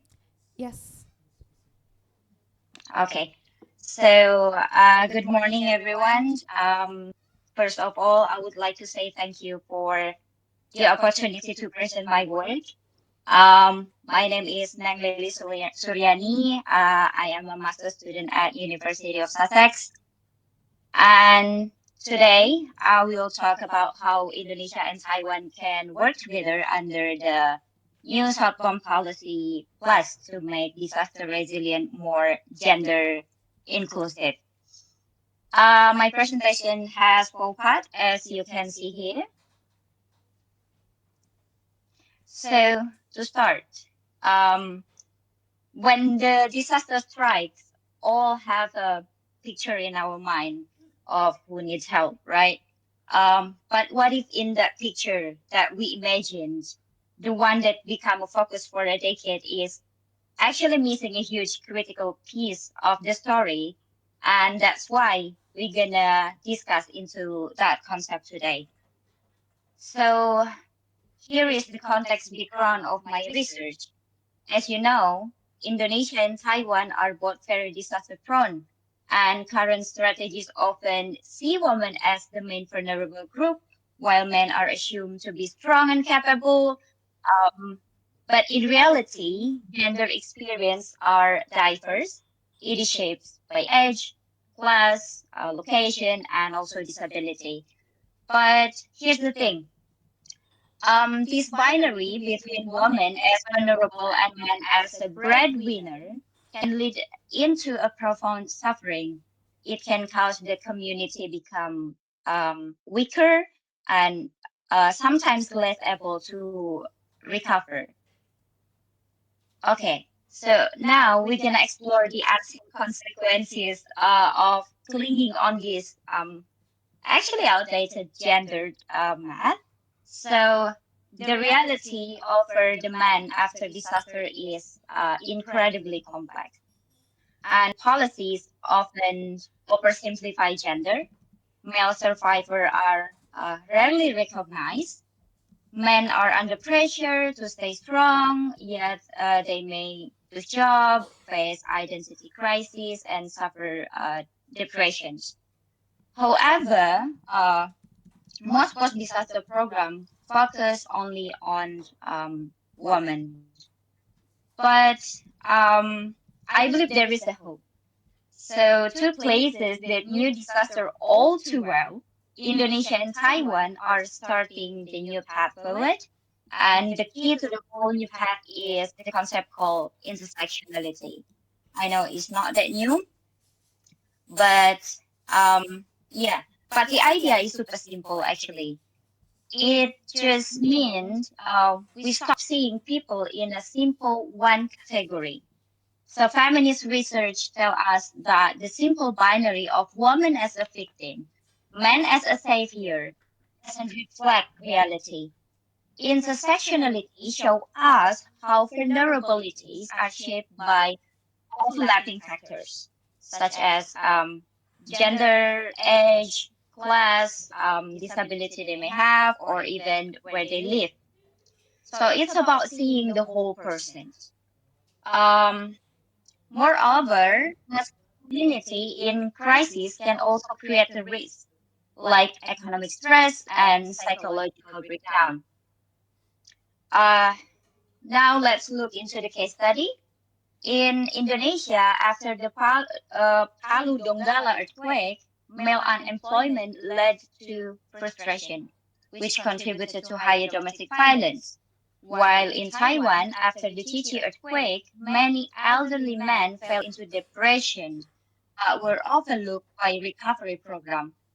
These examples show that men's vulnerabilities must also be addressed. Then, as a result of this problem, many men also suffer from depression, which affect their quality of life. And in another case, such as in Sleman Regency in Indonesia, the number of men experiencing depression was actually higher than a man. As you can see here, the higher the level of depression, then the poorer of the quality of life. And when quality of life becomes worse, it can also increase the risk of violence, especially domestic violence. Meanwhile, in Taiwan, 10 months after a major disaster, the depression rate reached 10.3% across different groups. Another study showed that depression was not affected by gender, meaning men can also experience post-disaster depression. However, since women usually have stronger access to the network, while men are often tied to masculinity norm and overlooked in recovery programs, men tend to face more difficult to coping with depression. So the new way of thinking, such as intersectionality, is actually being put into practice called the NSP plus. Through NSP plus, Indonesia and Taiwan can collaborate on technology, knowledge sharing, capacity building, gender budgeting, and risk assessment. But the most important, it is not just about technical skill. I believe it's also about reshaping disaster policy to be more inclusive. So this opportunity is a change to move beyond sharing better gadgets and start sharing more effective and more, just philosophy, what really means helping people in crisis. And the goal of this opportunity is to make every single the path of the process more inclusive. We're talking about the tech we use, the budget we set, to the training that we provide, and the guideline that we follow. It's all about, designing the system from the ground up that I hope it's truly leave no one behind. And okay, and because of that, I recommend three things. One is to legislate gender mainstreaming jointly. Second, to share not only technology but also gender responsive policy. And the last one is work toward a regional model of justice in disaster resilience. So, to conclude, by strengthening gender inclusive disaster resilience, Indonesia and Taiwan can promote solidarity rooted in social justice and provide an alternative humanitarian model in Southeast Asia. Um, Yeah, that's all for me. Thank you so much for the opportunity. It's lovely to meet you. Thank you. Thank you very much, Nang Lilis, for such a thoughtful presentations, and we hope you'll stay for a bit so that we can listen to the comments from the panelists and also questions and answers sessions with the floor as well. Now let's move to our last presenter for this second session, Dwi Rahayu Nurmiati. Dwi Rahayu Nurmiati is currently enrolled as a master student in social welfare at Universitas Pajajaran. She will share her research findings on strengthening bilateral cooperation to support transnational parenting, the case of Indonesian female migrant workers in Taiwan. Dwi, you also have 7 to 8 minutes, and your time starts now. Okay, thank you. Can you hear my voice? Yes. Okay.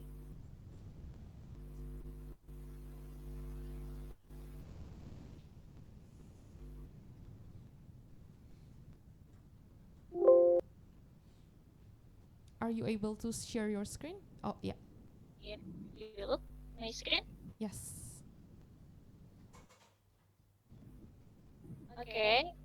Good morning, everyone. Thank you for this opportunity. My name is Dwi Rahayu Nurmiati, and today I will present my research on strengthening bilateral cooperation to support transnational parenting, the case of Indonesian female migrant worker in Taiwan. This study comes from a very human concern while migrant labor has tremendous economic value. The costs, particularly on family life, are often overlooked. My focus is especially on Indonesian mother working in Taiwan and the challenge they face in maintaining their roles as parents from a distance.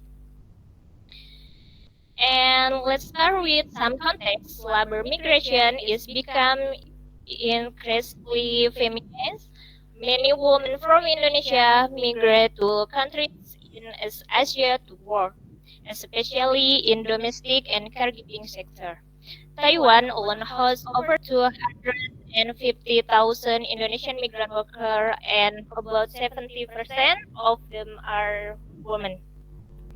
For this women, migration is not just about economic opportunity, it also means long separation from their children. This creates what we call transnational parenting, raising children across borders, often through phone call, remittance, or social media.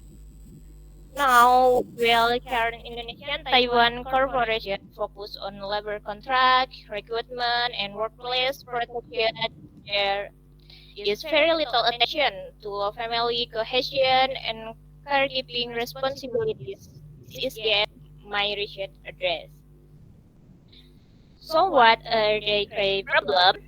First, there are emotional and social costs. Many mothers experience guilt, stress, and anxiety, while their children often feel neglect or emotional distance.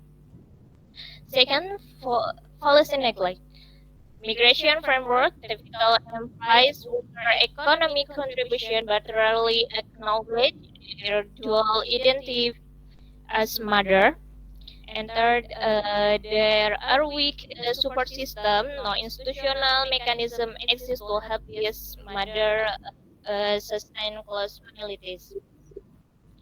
And finally, communication barrier, internet access limited in rural Indonesia, which might which make staying in touch not only difficult but also expensive. With this background, I set out for objective. The primary goal is to analyze the current Indonesian-Taiwan bilateral framework and identify where they fail to support transnational parenting. The second objective to propose concert mechanism for cooperation that will address the gaps. The third objective is to see how this proposal aligns with Taiwan Southbound principles, which aims to defend peace with South Asia. And in the long run, the goal is to contribute development of gender-sensitive migration policies that can also serve a model here more broadly. And my analysis is grounded in three key frameworks. First, transnational parenting. This highlight the emotional labor mother who maintain family relationship across border even when physical caregiving is impossible. The second, gender migration governance. Migration is not gender neutral. Women face specific vulnerabilities, as especially when their caregiving responsibilities are invisible in policy framework. The third, Taiwan's new Southbound Policy will the policy emphasize people-to-people ties and cultural exchange. It often overlook the life reality of migrant families. Integrating family support into this policy would make it more people-centered.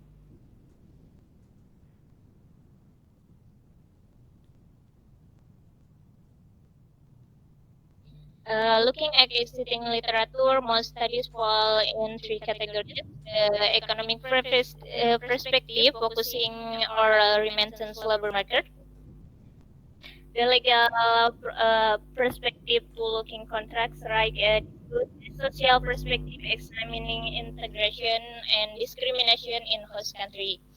But critical gaps mean very little shared at the emotional well-being of migrant families.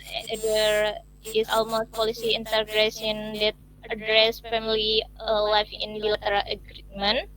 The role of technology in family is under explored, and finally the violence behind children are in the gap motivation.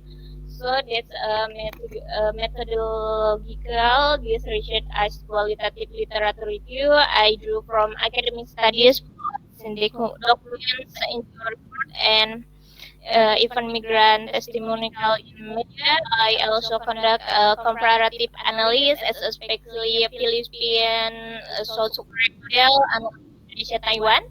South Korea has implemented family reunification program for Filipino workers, which will serve as a reference point. The review cover material policy development from 2010 and 2024.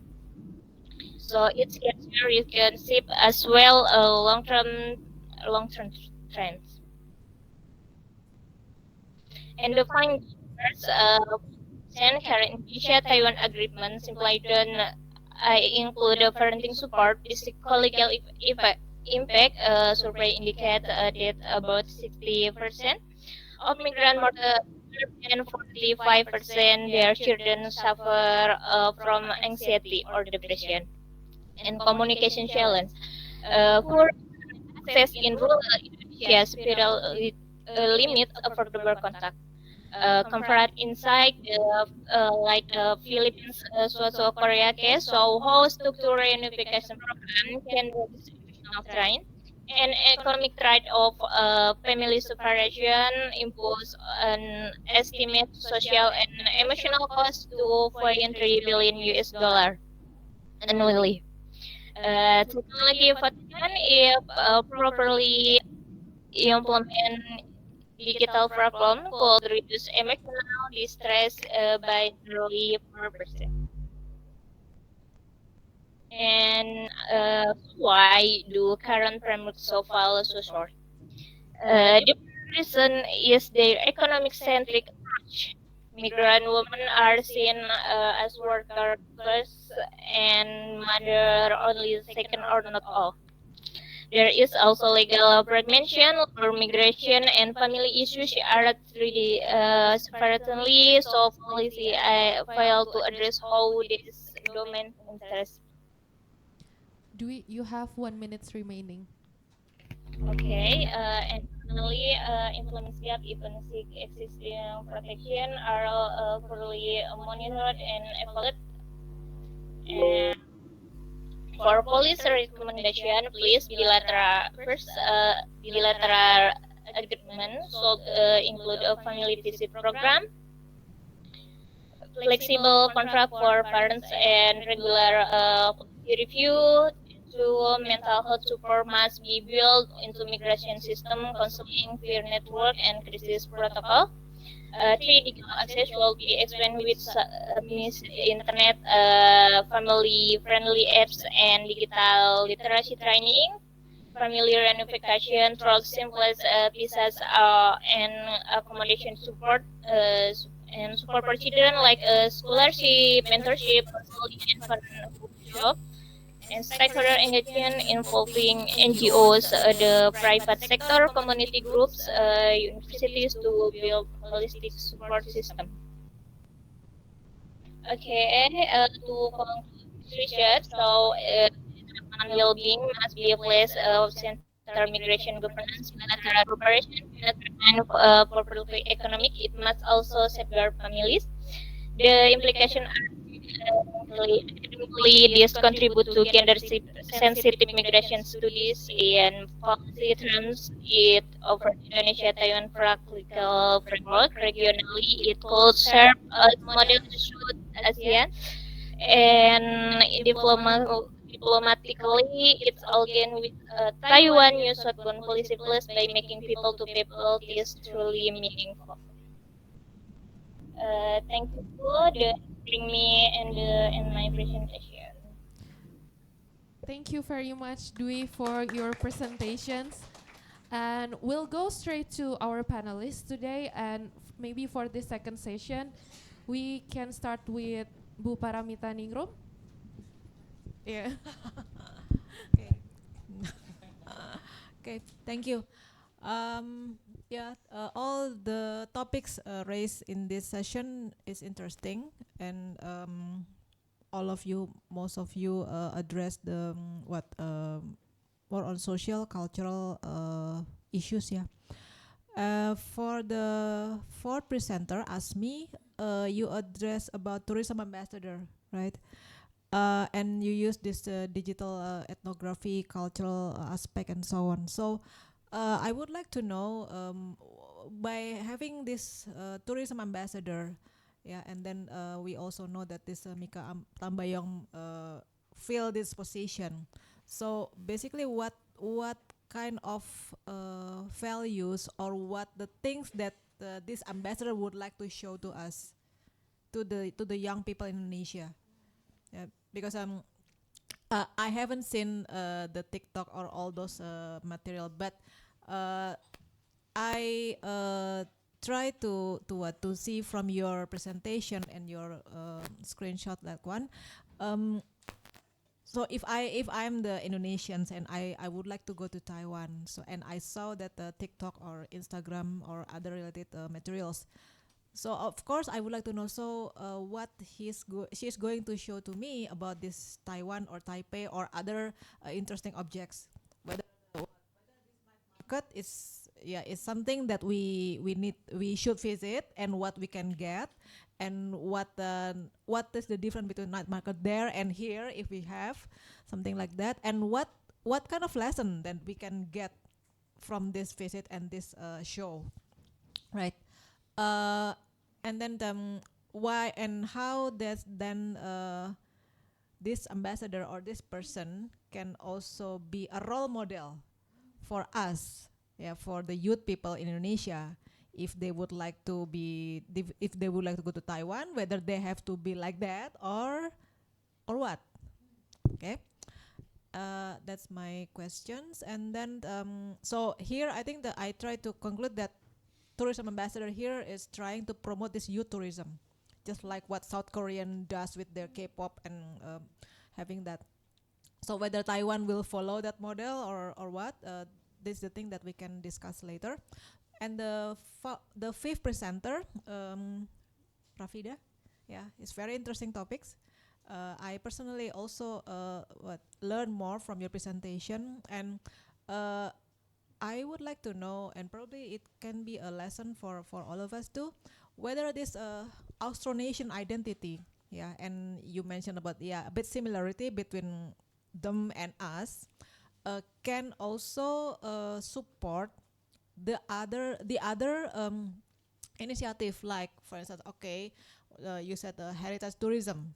So whether, okay, because we have some similarities, so can we also make or focus our research to other practical things like public health issues by using this not raw materials or ingredients that we also have here and Taiwan indigenous people have, or then we can also go to the other issues like food, for instance. Then together, Taiwan and Indonesia also can promote this kind of food diplomacy because some of our food also has some similarities. Is that something that Taiwan and Indonesia can do or would like to do in the future using these identity factors? And for the sixth paper about disaster management, if I'm not mistaken, you address on disaster management focus on male vulnerabilities, isn't it? Yeah, male Yes, it's correct. vulnerabilities on disaster issue. I only have short comments here. So what you would like to what you would like to propose here? Whether we should also include these male vulnerabilities into our disaster diplomacy, and can we also identify what kind of support that disaster diplomacy can do or can provide to address male vulnerability issues here? Because disaster issues also can be various, and the level of problems also can be various. And it for Indonesia-Taiwan, probably Taiwan and Indonesia can also have differences in this context. So what kind of support that we can support or we can propose to make disaster issues in Taiwan and Indonesia can be solved here? And for the last presenter, excuse me.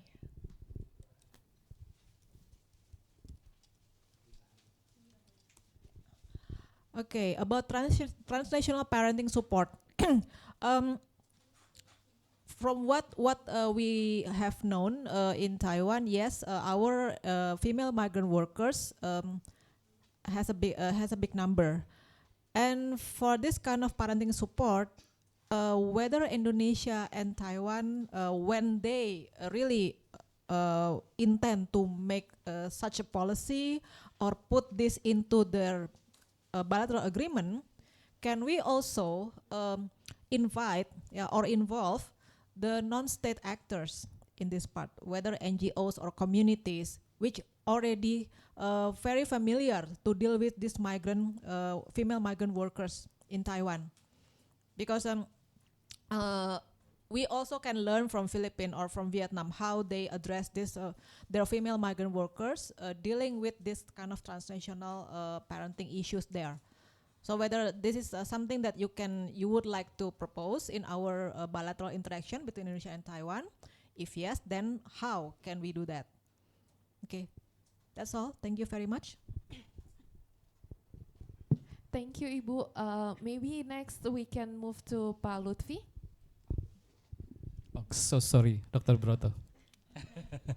Thank you for the opportunity, and thank you for all presenters for your wonderful presentation.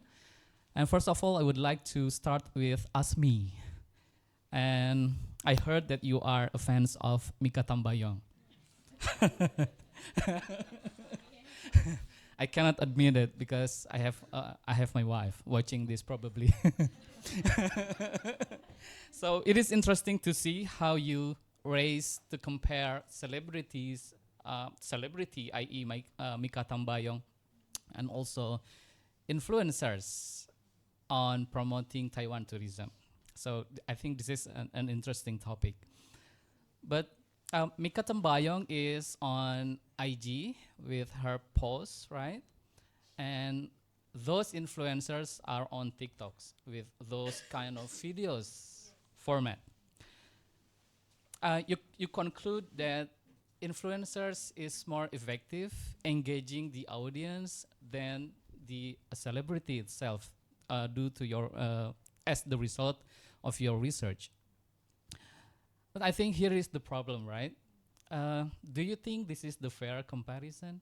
Because you are comparing, one is videos and one is posts with only a static visual graph, right? Maybe posts is less engaging than videos, because you know videos with kind of voice over and posts only with text. And I think perhaps it will be result in a different way if you are comparing IG Reels video and TikTok videos, right? So I think it will be fairer comparison. But on top of that, I would like to say that maybe celebrity and influencers basically complementing each other. So they serve different kind of audience, different kind of, educational background. As we know that TikTok mostly used by those kind of people, and also IG. And I think, but I have to congratulate for your interesting topic. And for Rafida, I will agree to you that there should be more joint research between Taiwan and Indonesia in this important topic regarding the indigenous people of Taiwan and the indigenous people, or not the indigenous, or the Indonesian people, as we are in the same camp of Austronesian, right? I would agree to that idea. Yes, we are sharing our thoughts, and hopefully we will share our future tomorrow. Perhaps maybe, actually in your presentation, you have present that some words are similar from the Taiwan indigenous people and the people of Austronesian, perhaps Indonesian. For example, you said that jalan, right? And maybe you can provide more example, actually like mata. So I remember I visited Ulai near New Taipei City. Ulai is the home of Atayal tribe in Taiwan. And when I visited them, they are more the same face. I think they have the same facial and posture with Indonesian people. So when I went there, it's actually like I go to Indonesian people or Indonesian community. So you can provide more example on those similar languages. Mata, lima, enam. We are sharing the same words with some indigenous people in Taiwan. So you can provide that more.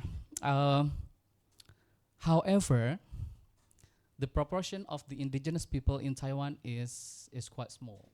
It's only, if I'm not mistaken, it's only 2.5% from the population of Taiwan. So it's quite similar. I don't know whether this kind of indigenous people research collaboration with other countries are their priority. So you should dig more on that issue. But I would love to hear that in the future, there will be more joint research between Indonesian scholars and Taiwanese scholars on this issue. That's for you.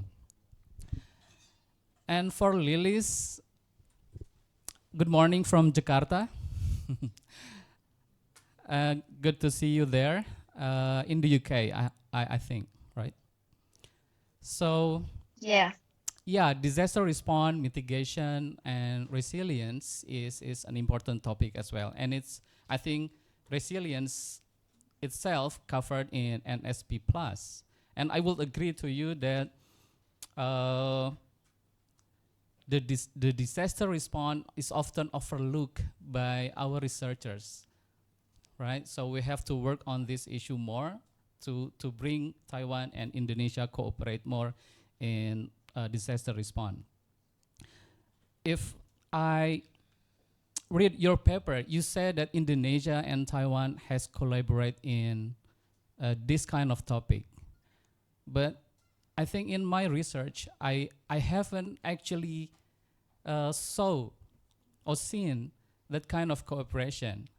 I knew that the Philippines is earlier than Indonesia to cooperate with Taiwan to have some kind of joint training in disaster response.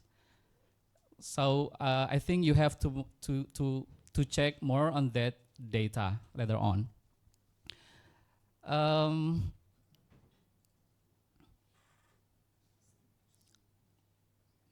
Yes, and you said that the gender mainstreaming issue is somewhat left behind on this kind of cooperation, but I think it will be more priority to start with the cooperation itself, the disaster response or disaster mitigation cooperation itself, and then as the additional or as the enrichment to that kind of cooperation, we could add the gender mainstreaming issue that might take for your research. And lastly, for Dwi Rahayu, I'm really appreciate that you raise the issue of left behind children. I think this is one of the important, important topic for Indonesian migrant workers, especially working in Taiwan, where some mothers left their children and no one taking care of them appropriately. So this is the right issue. But when I saw your research, you are mentioning that Taiwan and Indonesia should regulate this and that, but I don't see that which country should do more, especially perhaps in Indonesia side, because I think the obligation to taking care of those left behind children is way more in Indonesian side rather than in Taiwan. Perhaps you can suggest to the Taiwan side that they have to regulate that the migrant workers have the right to own some mobile phones and then have the rights to periodically contact their children in some times their needs. So I think that's going to the Taiwan, but I think you should do more to the Indonesian side to push the Indonesian government to taking care of those left behind children, because Indonesia is benefiting more from their foreign remittance. So that's it. I think you should focus more which country should do more, which countries should do this and that. Thank you. Thank you so much, Pak Lutfi. And last, definitely not least, Pak Broto. Actually, I don't want to put more burdens to the presenters. But thank you, all of you, for your presentation. And this four topic is actually beyond my field of expertise. The last time I read Bellwood theory is in 2008. So I don't remember anymore what is the theory says or what it's talk about. The issues that I have with four of you is because all of you are dealing with study case, which is there always a question of why is it important. So I think you need to address that early in your presentation and also in your paper.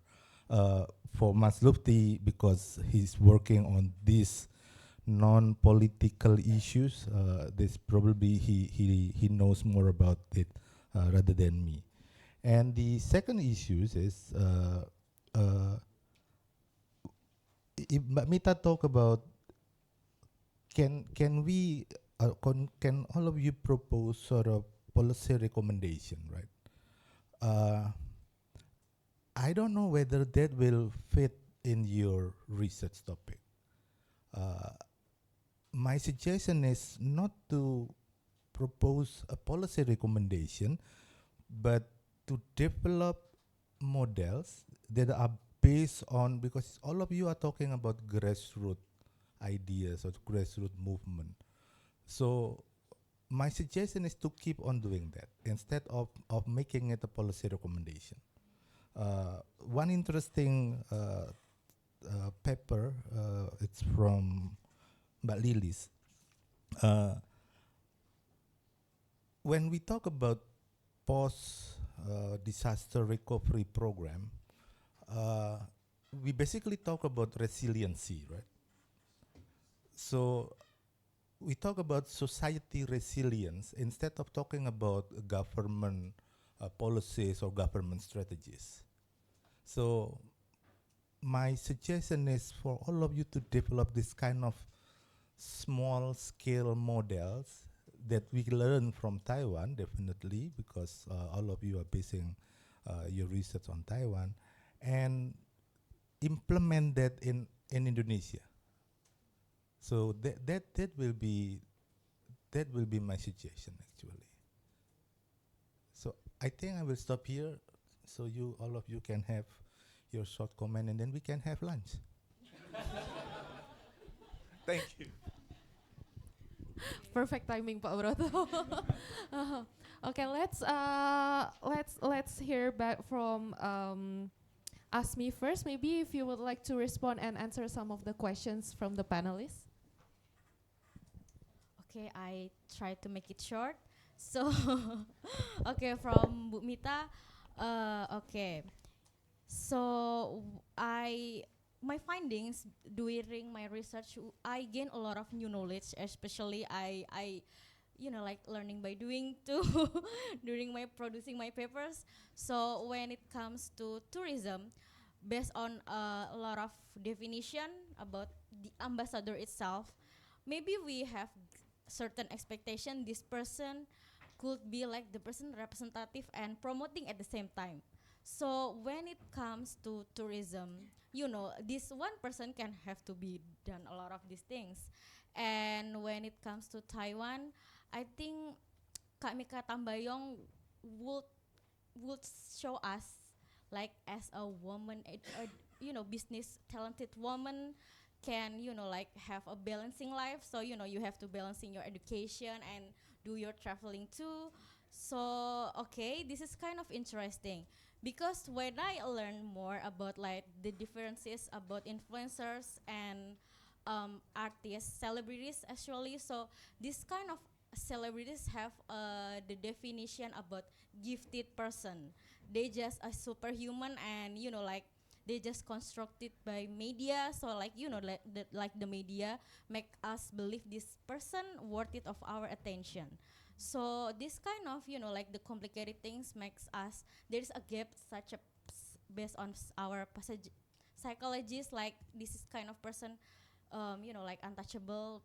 We afraid to approach them. So maybe this kind of thing makes Kak Mika Tambayong like this kind of not really effective.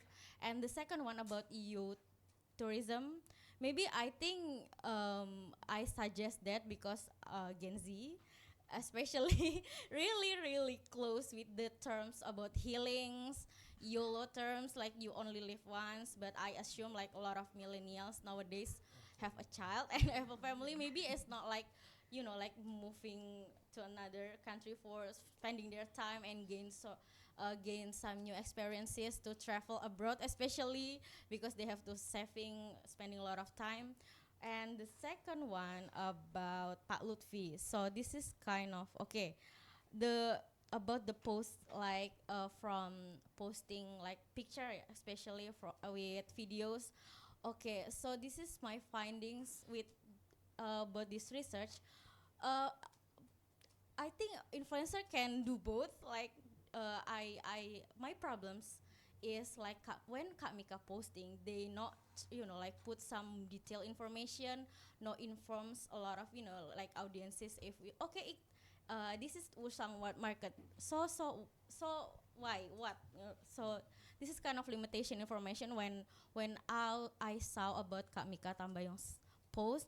So found it like, okay, really this kind of posting can be increased, like the quality of information, because like we if we know about the kind of tourism ambassador and we check their Instagram, that okay, so what I can gain about this kind of post. So when I found a lot of influencer can do a lot of detailed information, like you can gain this thing with just one posting. So okay, this kind of my finding, but while I producing my paper.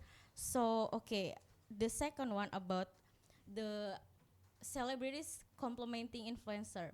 Okay, this is kind of interesting because I just found that Kak Mika Tambayong maybe engage in stakeholder, right? Because she is Menpora staff.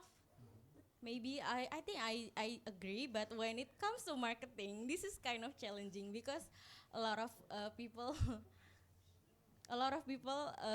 like as young people especially, we engage with 1,000 contents, like we just compete to another destination, so we have to really take a close like strategy to increase travelers if we want to like make it people to people political agreement between the NSP plus. So I think I prefer do influencers to for sure. Okay. For okay, from Pak Broto, this is okay. I take a note why this is important, because as like young people do some contemporary researcher, I think this is important because it's always changing. Maybe it's each step we have to take a note, because maybe the next year the trend will be changed.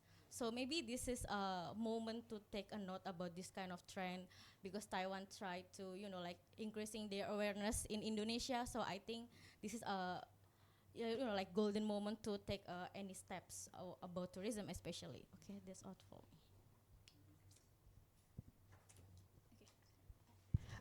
Rafida, if you want to address the questions and comments as well. Okay, thank you for the opportunities and thank you for the panelists. It is a great question for me because. Nah, so first question from Bu Paramita about maybe other initiatives that relevant from my research. Yes, maybe it's our similarity in history, language, and cultural can expand our practices. So, like, but maybe in my research I only highlight about tourism and language, education, and so on. But we can collaborate in maybe about archaeological between maybe. First, our ancestors in Taiwan, or maybe steps in Indonesia, maybe in Kalimantan or Dayak. I really, I think it's me have archaeological sites that maybe it's never coming approach. So maybe in food traditions too, we have many similarities. Food traditions with Amis people or Atayal people in Taiwan. Maybe we can collaborate in cultural practices. Maybe we can make some cultural collaboration between Formosan peoples and indigenous peoples in Indonesian too, like Dayak or maybe Baduy or some indigenous people in Indonesia too. So yes, it can expand to make some macro levels other than tourism and linguistic approach.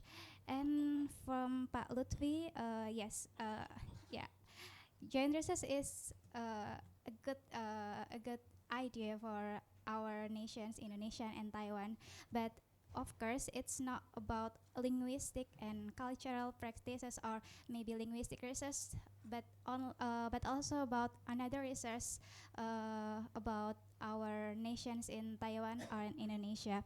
But I would emphasize in Austronesian language or Austronesian studies, because Taiwan is a homeland for Austronesian people. So it's our similarities, it's our strength with a diplomatic with Taiwan. So I will emphasize about that because And you said about take more because they are minorities.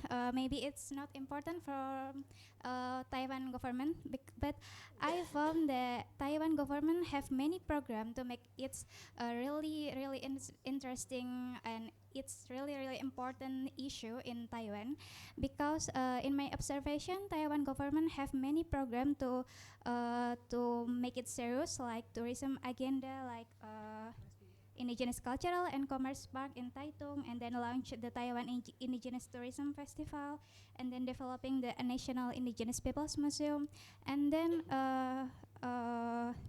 Taiwan Taiwan University have several major in Austronesian studies, like in National Chengchi University and National Taitung University. They have about Austronesian studies in doctoral and master's program. So I think from this framework, I think it's a great first step to make Austronesian studies in Taiwan, because they have government that really serious and taking it serious, and I think it is a serious treatment, and maybe Taiwan government have an opportunity to be a good place to study about Austronesian studies, because Austronesian studies is very related with Australia and Selandia Baru or New Zealand, because it will be nice if Taiwan as a homeland have its concern to develop their minorities and their cultural myself. So maybe it's my quick answer from the Pak Lutfi question, and the last one is about from Pak Broto, why is it important? It's from my perspective, it's really important because it is our strength with similarity in cultural, and we have similarity in language too between our nation Indonesia and Taiwan. So we have to collaborate deeper in this area, because it's not only diplomatic issue but also cultural issue and ancestor issue. They are our ancestors. So I think NSP Plus, it is a program to make our bond and our strengthen issue to people connection, and it is one of the solution is in my research about Austronesian languages between Indonesia and Taiwan, and maybe it's about our significance in language too, because maybe Formosan language or Formosan people in Taiwan is minorities, yes it is, but it is our strength, of course, because indigenous people in Taiwan is have a serious treatment from Taiwan government, so we have to take it not serious too. Thank you, Rafida. Let's move on to Neng Lilis to address the comments. Okay. Thank you so much for the panelists for the recommendations, the suggestions, and also the questions. First of all, I think I would address the recommendation and also the question from Bu Paramita.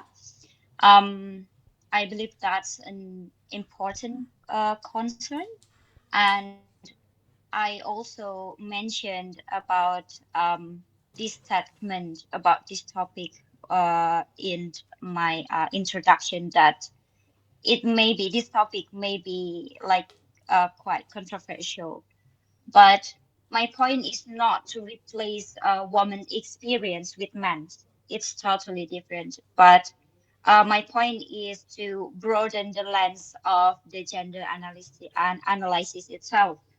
As you know, women continue to face systemic inequality and risk, but men also experience psychological and economical pressure after the disaster. And also, both Indonesia and Taiwan tend to overlook men's vulnerability after disaster, right? And the difference is Taiwan already has a gender mainstreaming tool, while Indonesia only has a presidential instruction. I think that's the latest one, which is it's still quite limited. And the key issue here is policy formations. Indonesia needs a clearer tool, and Taiwan also need to apply its framework more inclusively. And I think it's related to the recommendation from Pak Broto.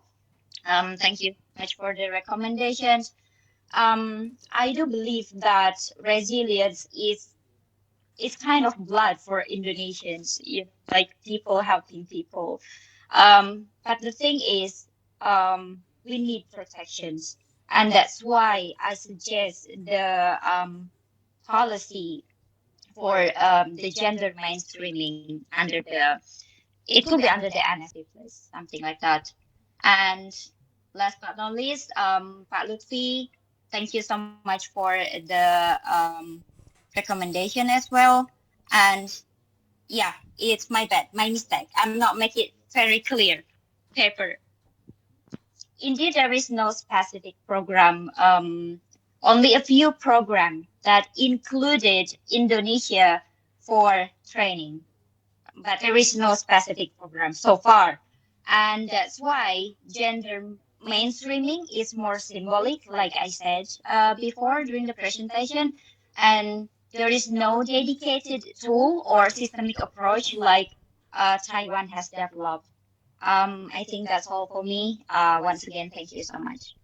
Thank you so much, Neng Lilis, for the response. And lastly, before we take the lunch break, Dwi Nurmati, if you would like to respond to the comments. Okay, first I will respond to Bumita. Thank you for feedback. I think Indonesia and Taiwan could learn from models like the Philippines, South Korea, and Vietnam-Taiwan partnership by moving beyond a fairly rubber-focused agreement in integrating family-oriented provision. For example, South Korea has introduced a visit scams and psychology support service for Philippine workers, while Vietnam has established stronger bilateral MOUs and migrant research center connected to service in Taiwan. Adopting this best practice, Indonesia and Taiwan could pilot family reunification program, expand digital communication support, and building border counseling service, ensuring that migrant mothers are recognized not only as workers but also as caregivers. And for Falutri, I think from Indonesian side, the government can strengthen pre-departure training with family resilience modules, ensure affordable digital access for communication, and get a bilateral clause that recognize caregiving responsibility.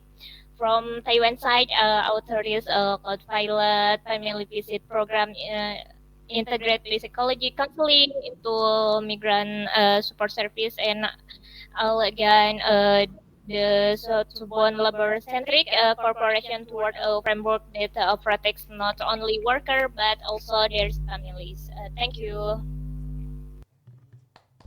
Thank you so much, everyone. And that brings us to the end of the second session.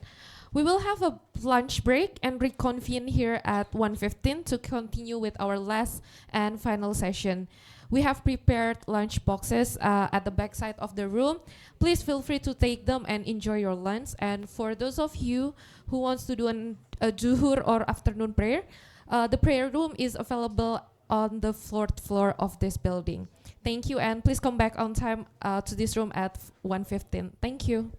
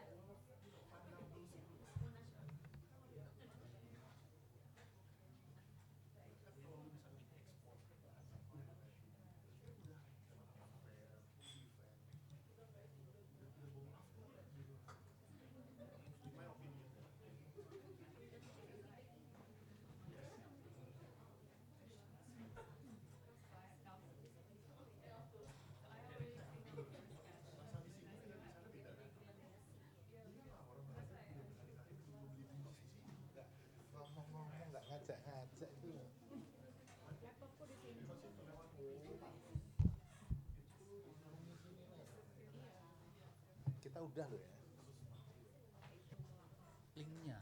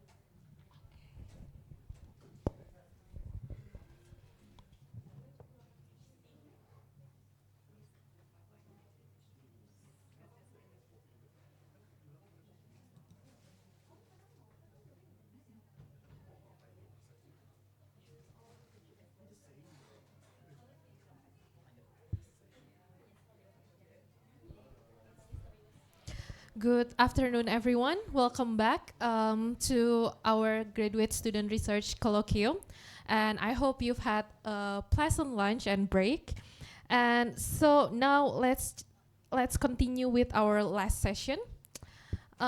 This third session will have the topic of Indonesia-Taiwan, advancing sustainability and innovation through the NSP Plus. We will have 3 presenters in this session. And for our presenters, we have the first one, we will have Muhammad Wahyu Syafiul Mubarak, who is joining us online. We will also have Aida Nurul Asjuba and also Azaria Hapila. For Aida and also Azaria, please come forward and take the seat.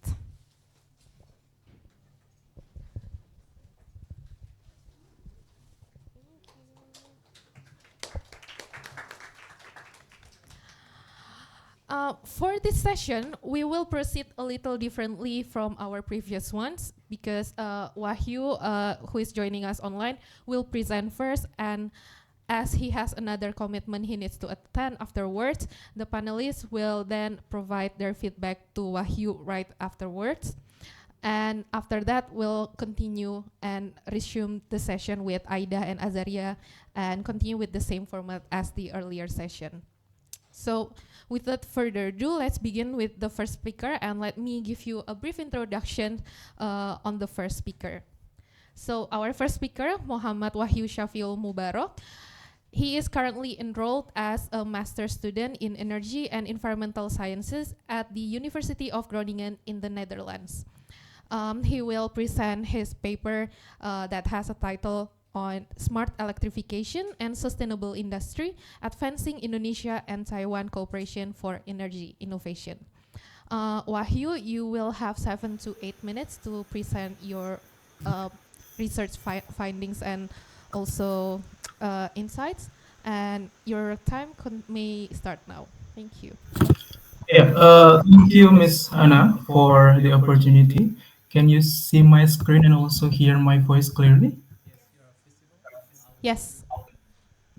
All right. Okay. Thank you for the confirmation. Distinguished panels, fellows, and also ladies and gentlemen. Good morning from the Netherlands and good afternoon in Jakarta. My name is Wahyu. I'm a master's student in energy and environmental sciences in the University of Groningen in the Netherlands. And it's an honor for me to share one of my findings on related to the smart electrification and sustainable industry, which in this topic, we will focusing on how Indonesia and Taiwan can strengthen this Thai cooperation through specifically on the energy innovation.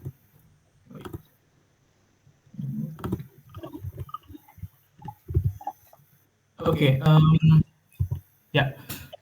Let's start with the background why I took this kind of topics. As we know that our government currently set target 8% industrial growth. I mean the growth of the economic, and we know that one of the engine that's really matter for to achieve this kind of goal is through the industrial growth itself. However, we have a problem with our electricity, which is 80%. Most of them are come from the coal, which is there's a lot of carbon emissions, and we need to consider also the sustainability of itself.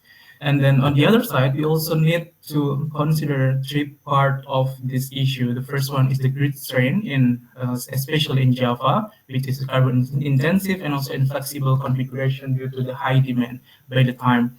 And the second one would be renewable obstacles. Now, currently we are best working on the renewable energy, which is it matters, but we have a lot of technical issues, especially like contractual rigidities, because we currently for the energy consumption we are still belongs to the PPA or which is independent power producer will sell to the PLN for the electricity supply, and which is it will hinder the renewable obstacles. And the other part, currently we're also talk about the transition, energy transition in specific. However, we also have a transition gap here because as we know that solar and also the wind, it's not 24 hours ready. So we need to also consider how we can maintain the renewable energy can also still work during the night. And yes, if you can ensure this third part, probably we can go to the carbonization easily. And the other thing that happens in Indonesia, of course, there is a challenge how we can integrate durable energy through our electricity system. The first one, we got the minimal tech adoption because for the energy we need to consider the energy management, and then the second one is the nascent demand management. There are a lot of stakeholders that involve in supplying the electricity, especially for the end use, and it somehow hinder efficient on its operation. And the third one, we also still have a problem with the dynamic system, as we know that the supply and demand need to be same at the time, and sometimes it also give us the issue in the operational cost. And this lead us to the intelligent system, how it can manage more safely compared to the previous one. And then comes Taiwan, with how his role can help us in the Indonesian energy modernization. During my study, I found five at least the aspect that how Taiwan can help us to enhance our energy efficiency in Indonesia. The first one is the semiconductor leadership. I think the previous scholar already said about this. And then the second one, since the Taiwan already expert in the advanced technology, they also has the frontiers in the smart grid expertise, and it is really matters for the renewable energy integration in Indonesia. And along with that, we also can see related to the energy management system, and there is also the factors that new Southbound Policy Plus that can also leverage this thing. And the other thing that I really like most is the IoT integration, and I will talk a bit later in detail after this. Well, the IoT, it's more different compared to the Internet of Things. If the Internet of Things, it's only collect the data from the sensors and the system real time. And if we integrate the artificial intelligence of that, which Taiwan is really advanced on this, it can also predict and also forecast how the system can be more efficient time to time. So it's really important for us to manage our energy efficiency during the system. And for my methodology, since the background we still have a problem with the poor energy performance, and I try to create sort of model in the Homer Grid software. It is one of the most important part in modeling this the energy system in the pilot scales, not in large part. And then after that, we can also give some of the configuration technology, solar PV, battery storage, and other relevant technology. And then also playing with the pricing and tariffs, and there is a result in the improved energy performance. And during my model, I also applied three scenarios: the baseline, domestic technology, and Taiwan partnership, which the variables come from the implementation of IoT and also the use of local solar PV on the domestic technology. And for the case study for this research is Batang Industrial Park, because it is one of the national industrial development agenda, which it's matter for us to assess whether this kind of industrial area can strive with their own through renewable energy and other energy system.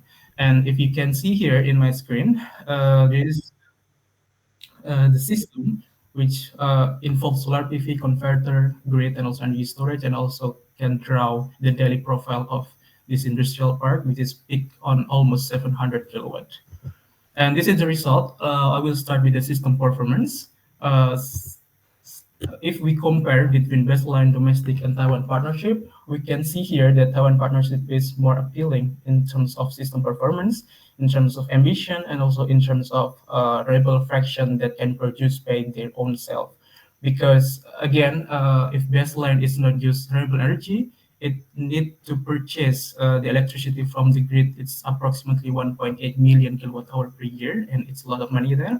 And for the Taiwan partnership, there is a lot of more less annual emission reduction, and also there is also energy efficiency in that. And then we can move to the techno-economic performance. For this, I try to assess the net present cost. LCOA is stand for levelized cost of electricity, which we can compare between each of source, and then present value and operational cost per year. What I found is interesting here is that for the domestic, we see here that sorry, the NDC is higher in Taiwan partnership compared to domestic, and I think it's reasonable because for the renewable energy system, we need to invest more, so-called high upfront costs to give us more benefit in the future. And it reflects with other scenario here, sorry, other result here, which present value for the Taiwan partnership is higher compared to the others, while the operational cost is less cheaper compared to the baseline and domestic. However, I also found one of the limitation in this study, which is autonomy values. It stands for how far or how long the system can autonomy after the electricity is shut down. And since I cannot utilize more in the battery technology itself, because it's not part of this study objective, so it will sort of not too confidence and also not too details in that part. But for the grid dependence, Taiwan partnership, I think it's more reliable because they can produce their own electricity without depending or relying into the PLN source. And based on my modeling, I tried to see how it can be put on the strategic and policy implication. For the strengths, of course, we have a huge renewable energy sources. I think it's almost 300 gigawatt, but still it's untapped. I think it's probably like 20% that we already use right now. And through the renewable energy, we can reduce grid reliance and improve energy efficiency. And existing domestic foundation, it also can play a role. However, we have a sort of weakness here, limited control system. We have still a nascent technology and also sort of regulatory uncertainties. I think it's one of our big challenge because we're still locked by 5 years political cycle. And for the opportunity, we can see through the lens of research and development public-private programs, which is it can enhance system intelligence. We can have sort of opportunity to transfer technology from the Taiwan expertise and also technology licensing framework. And from the threat itself, I also think about geopolitical consideration because there is also tariff rigidities and also underdeveloped grid infrastructures that, again, it depends on the sub-regions in the global way. And this is the conclusion, ladies and gentlemen. We can see that for the Taiwan partnership scenarios, it's outperformed all of the scenarios there with a lot of number. And then the findings suggest that strategic technology partnership probably can provide scalable solution for industrial decarbonization and energy innovation.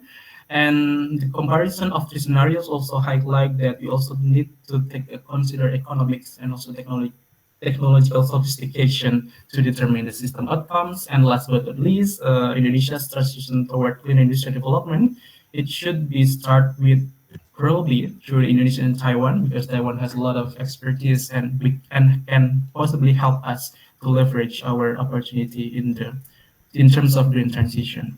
I think that's my presentation, and thank you so much for your kind attention. I give the floor back to moderator.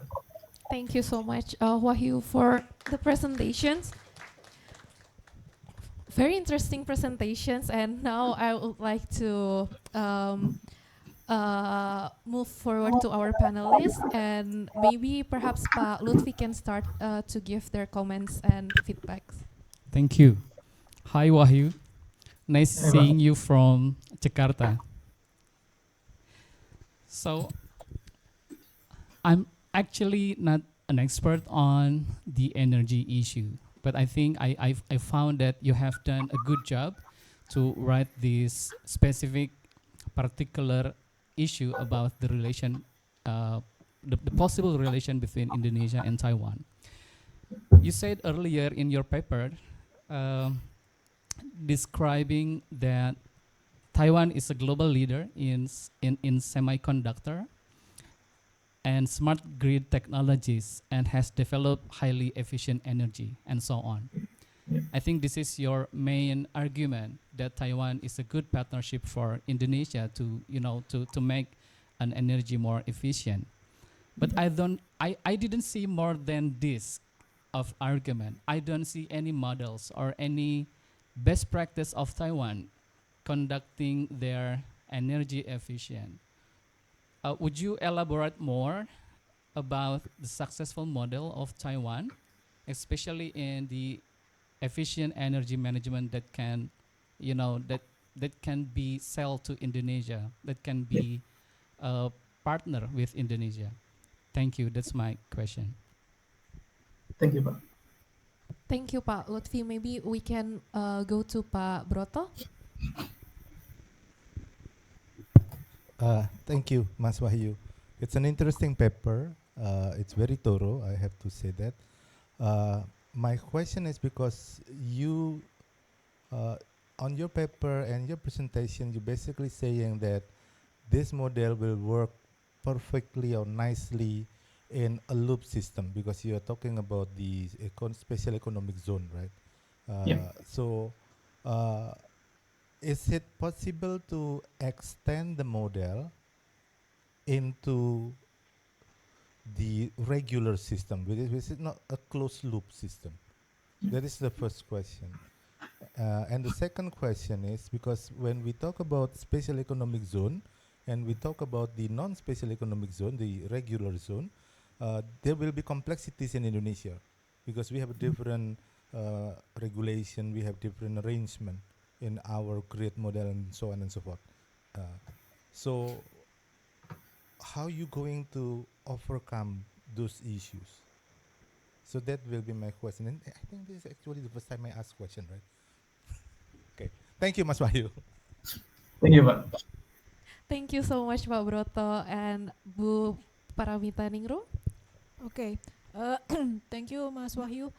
I have one brief question. So here you are addressing the issue of partners. You are proposing issue on partnership on energy sectors, right? What I would like to know, or I'm curious. So whether the partnership or idea that you propose will be useful for Indonesian human resources, whether the Indonesian can get benefit from this kind of partnership, not only for the people who work in these sectors, but also for the community who live in that area. Yeah, because this is quite a high technology and quite new and part of renewable energy. So whether all the people, all human live in that area and also work in that area, that sector, also get benefit from this partnership or not? Thank you. Thank you so much for all the panelists for the questions, and I'll hand it over to Wahyu to respond to the questions and comments. Thank you for the suggestion, also the question. I think it's like thought provoking for me. I will start with Pak Lutfi first. Thank you, Pak, for addressing this kind of issue. I think for now, why my approach is mostly through the model because as long as I know, there is sort of the industry that's really matures in Taiwan. Sorry, I forgot the name, but it's still there's a relation with TSMC. But they're focusing on the artificial intelligence, Internet of Things. That's it beneficial for the system. But for the best practice, unfortunately, we still cannot see, especially probably in Indonesia. That's why my approach is mostly through the model to see the feasibility first for this kind of the system. So yeah, I can say that the best practice is already there in Taiwan, but we need more work to implement really probably in sort of pilot scale model in Indonesia to see whether it's totally sweet in Indonesia or we need more aspect to be considered to implement this. And it leads to the Alberto's question: is it possible to extend the model into the probably like Java grid or even bigger to the national scale? I think again, since it's still on the pre-feasibility study that I go through the model in Homer, and it's suitable only for the special economic zone because my argument would be there will be a lot of industrial development agenda by Prabowo's president, right? Mm, the most closed loop thing that it can matter for improvement in this model is through special economic zones because it's owned by one entity or even not more than three or four entities. So there will be, I agree with you, Pak Broto, there will be more complexity because in my research project, at the other point, I also try to model the Java grid and it's more complex if we can try to also utilize renewable energy. And even, and I think the other complexity that matters in this kind of issue is that our grid, I mean, our electricity is quote unquote is old, and we need to what we call in English.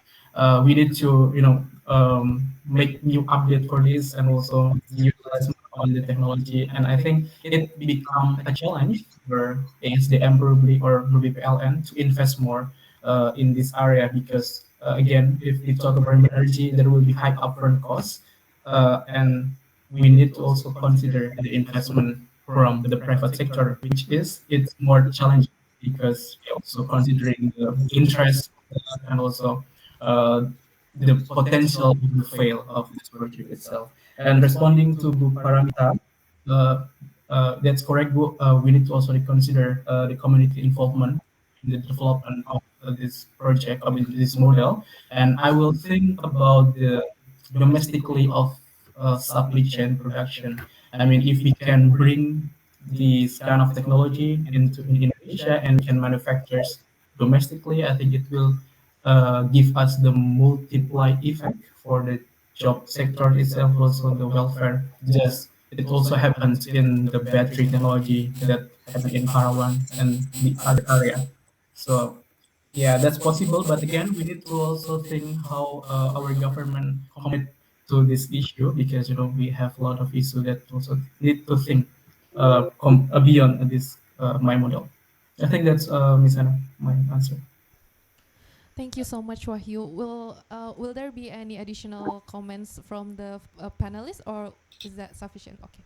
Thank you so much.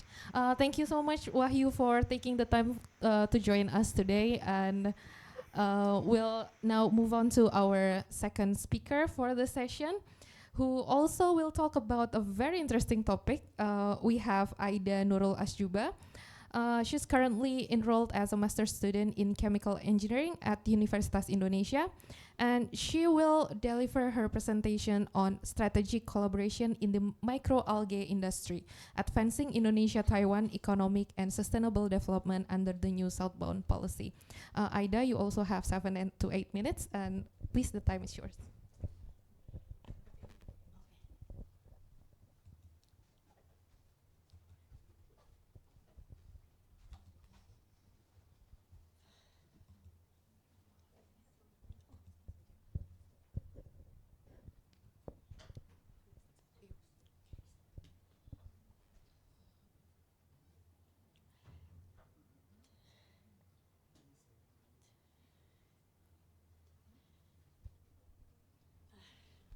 Hello.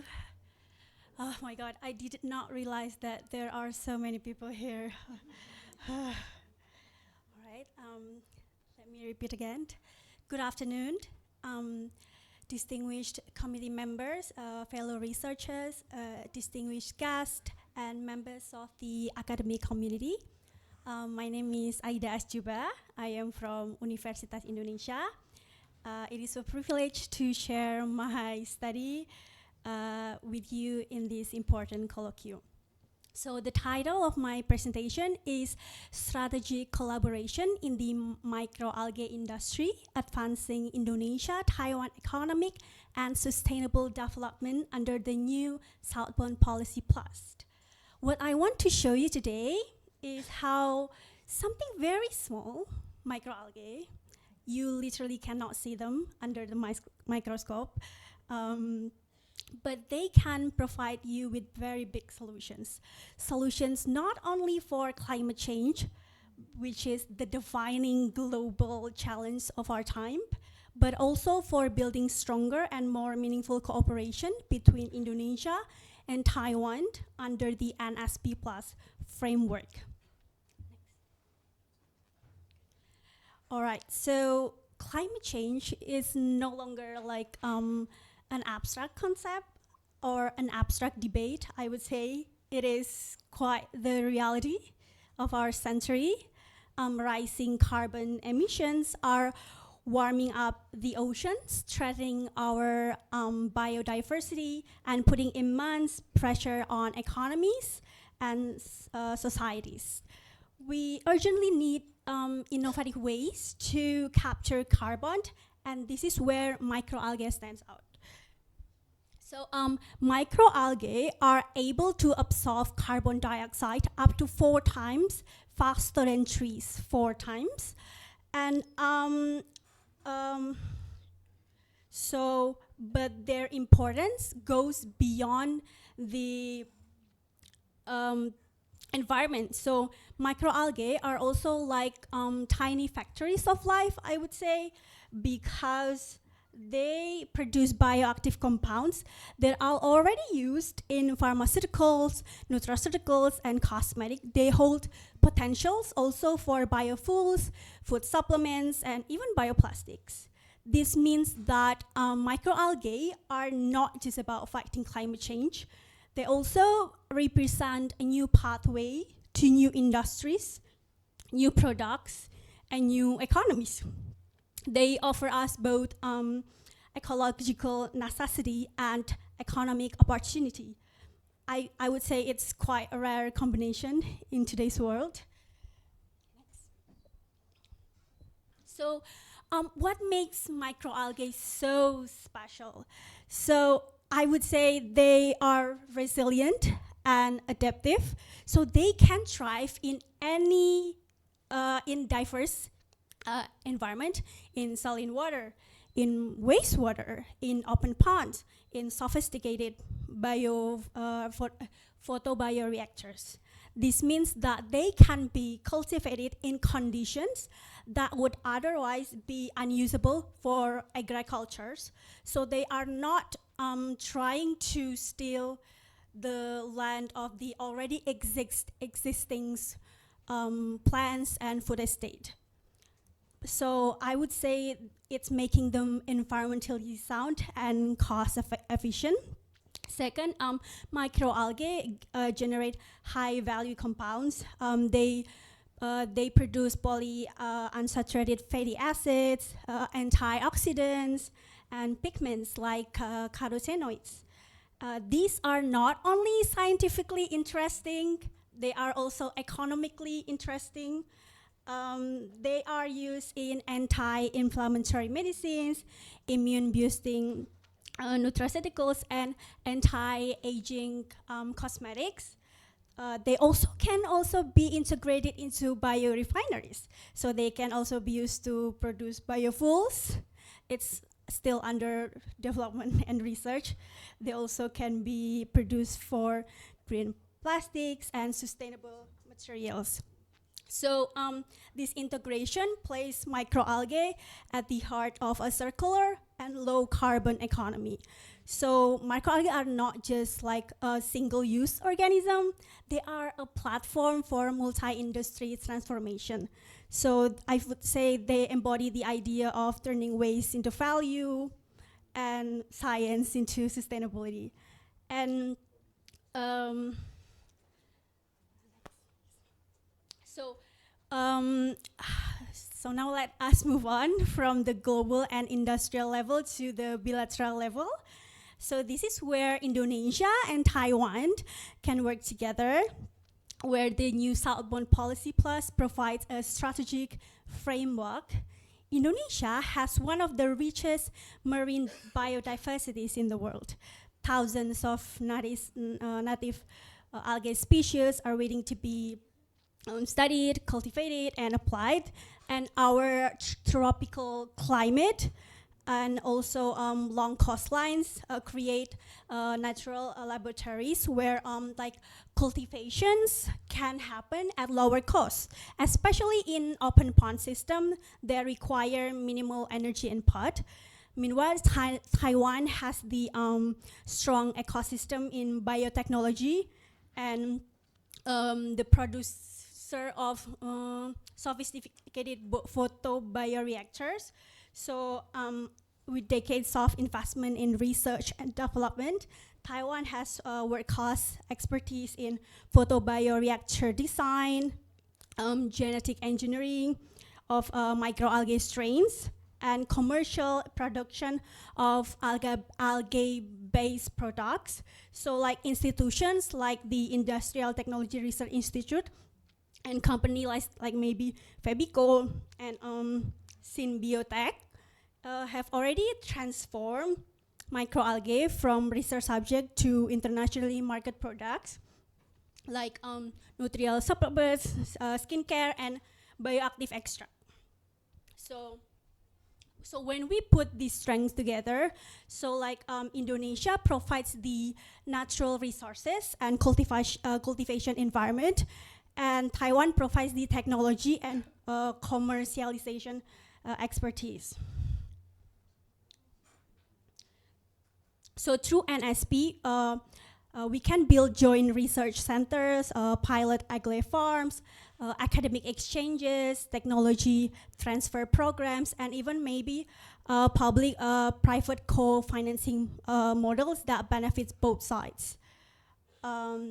So this is not only like a scientific cooperation, it's also economic diplomacy, people-to-people engagement, and demonstration that Indonesia and Taiwan can jointly lead in creating sustainable industry for the Indo-Pacific. So let me conclude. Collaboration in the microalgae industry is not just about algae. It's also about building a new pillar for Indonesia and Taiwan cooperation. And it is also about advancing green innovation and diversifying our economies and contribute to long-term sustainability. But to realize this vision, we need enablers. We need joint research programs that bring scientists together. We need harmonized regulations so that products developed in one country can be recognized in the other.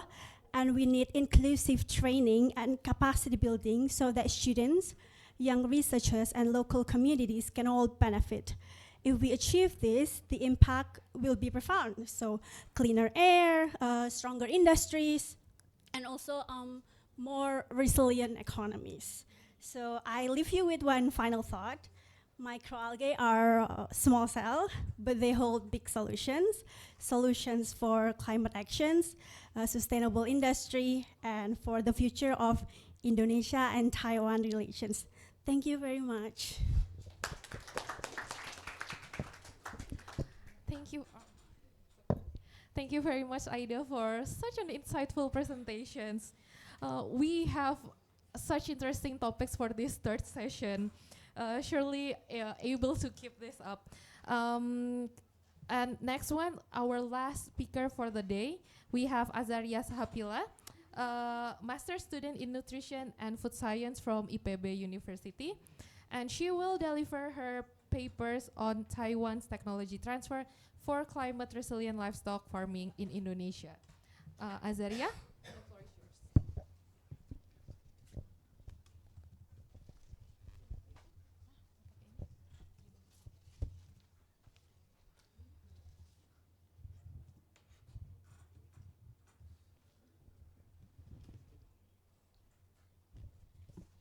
Bismillahirrahmanirrahim. Assalamualaikum warahmatullahi wabarakatuh.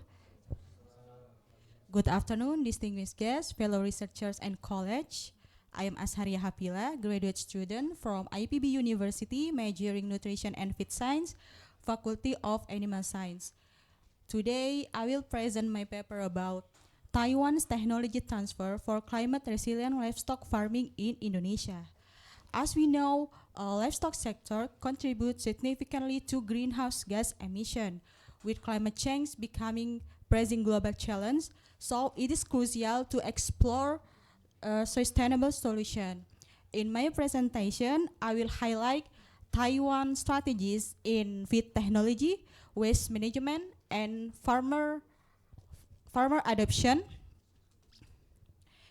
and discuss how Indonesia can adopt the approach to strengthen its livestock resilience and meet its climate commitment.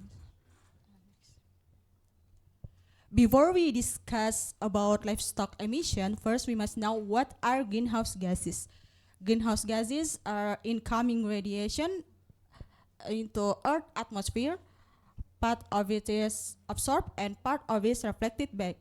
Greenhouse gases such as carbon dioxide and methane absorb and emit heat, and this is become trapped into Earth atmosphere. This process is known as greenhouse effect. When gases in the atmosphere trap heat, they should escape into space, causing the Earth to become warmer. And excessive greenhouse gases are the main driver of global warming. So, how does livestock contribute to the greenhouse effect?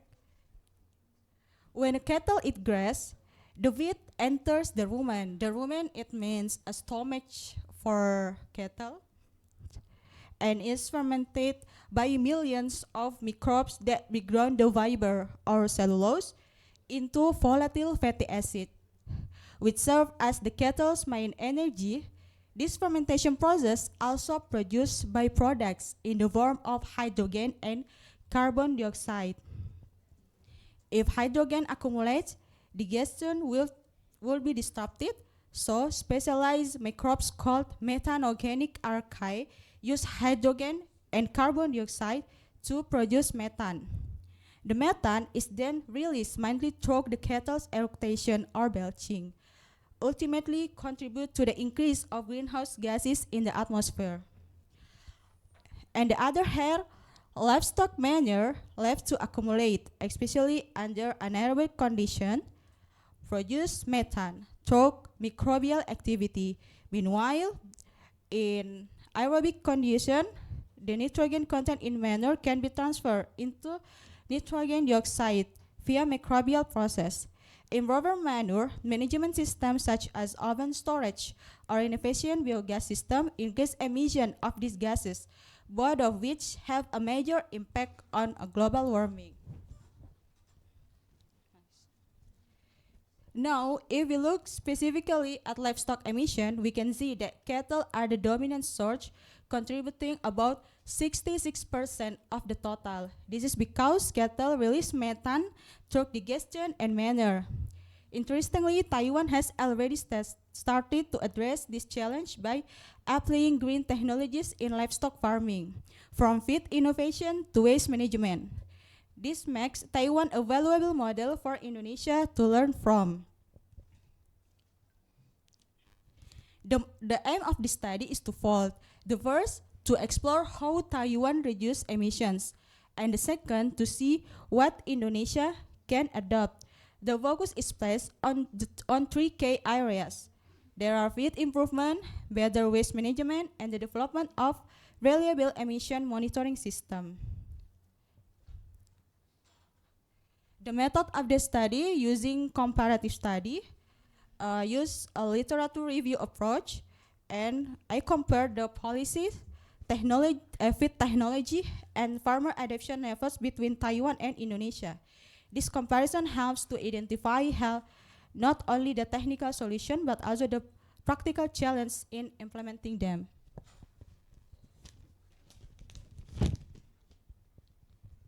In Taiwan, livestock emission reduction is supported by strong regulation, the implementation of a carbon tax, and government support for biogas development. Meanwhile, in Indonesia, although there is an NDC target, specific policy for livestock emission remain weak. Therefore, Indonesia needs stronger regulation and better incentive to accelerate emission reduction in the livestock sector. Taiwan already applies advanced technology such as biogas system, emission sensors, and precision farming. But in Indonesia, only have biogas but remains limited and no wide precision farming. So we need transfer technology. Technology transfer can help Indonesia to improve.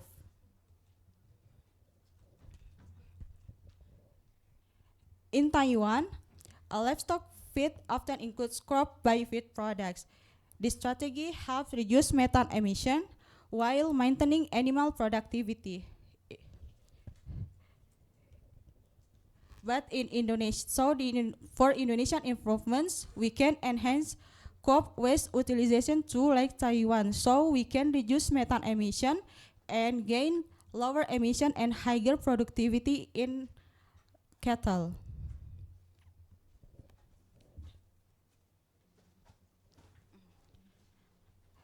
In Taiwan, in Indonesia, adoption is slow because of cost and low awareness. But in Taiwan, adoption is high because farmers get consistently support from government and training. So we need capacity building and farmer empowerment are crucial to increase adoption rates. This table show the gap Indonesian and Taiwan comparison. Taiwan has strong regulatory and policy support, advance in technology availability, and farmer adoption. Indonesia is still weak, but has potential to improve. Indonesia can learn 3 key lessons from Taiwan. The first, the application of small-scale biogas technology that is suitable for farmers. The second, the use of crop byproduct in feed formulation to reduce methane while maintaining productivity.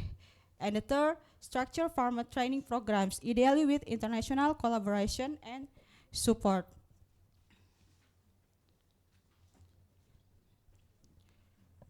For adoption, we need cooperation and support, and that's why NSP Plus frame become important. And Taiwan's NSP Plus supports cooperation with Southeast Asia, with offers technology transfer, such as small-scale biogas and feed formulation, and provide investment and joint venture opportunities, and support farmer training and capacity building in Indonesia.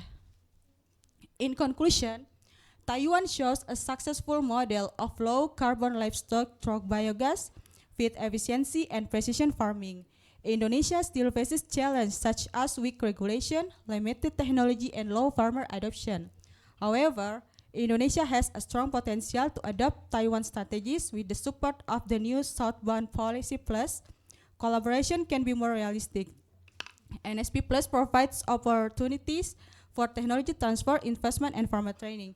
Therefore, by combining policy, technology, farmer awareness, and international cooperation through NSP Plus, Indonesia can move toward its 2030 NDC target and a more sustainable livestock sector. That's my presentation. That's all, and thank you. Thank you so much, Azaria, for your presentations. I personally definitely learned a lot today because on topics that I am not very familiar myself. And right now, I'll hand it over to the panelists to give their comments and feedbacks. Maybe we can start with Pak Lutfi again. Indeed, it is papers with a lot of natural science term. So as we are social scientists, I think we rarely read thoroughly about this kind of paper.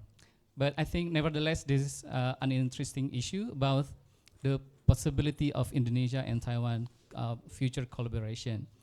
So Aida,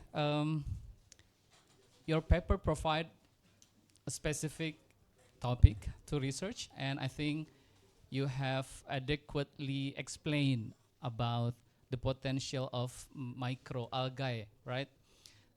As a commodity to research and to market this microalgae to Taiwan and also Indonesia. But talking about the industry of microalgae, we cannot put aside of the potential market. I think you miss some points about how big is this market of microalgae. You only put your data, it's only about the biotechnology market, right? So it's it's too general, I think. I think you should more provide us with data of microalgae market. So we can, we can calculate how much money that two countries can get from this kind of collaboration of microalgae. So that's my comment for your research. And for Asaria, I think you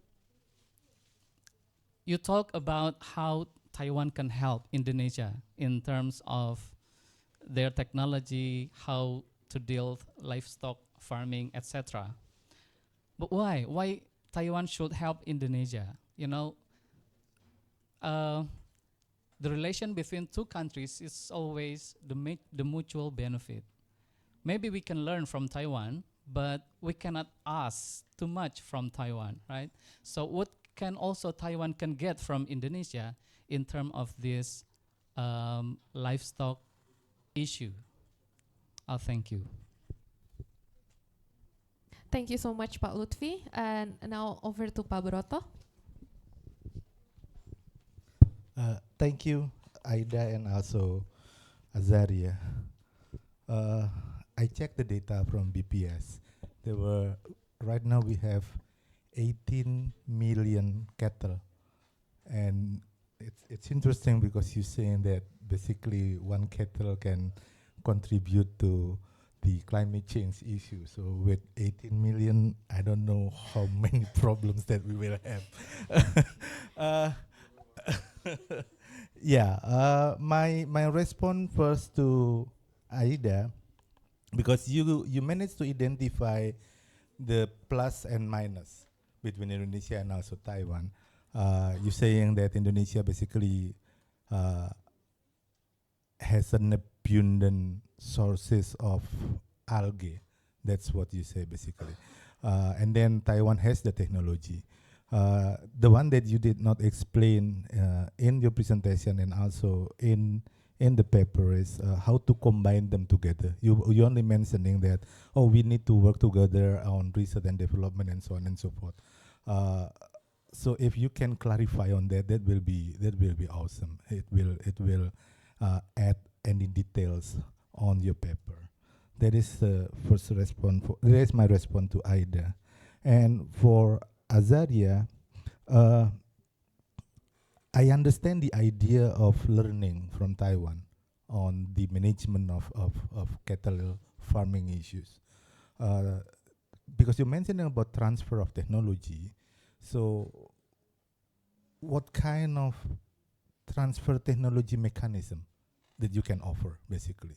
Is it Taiwanese cattle firm will invest in Indonesia or something? Because you identify that we have a different degree of regulations.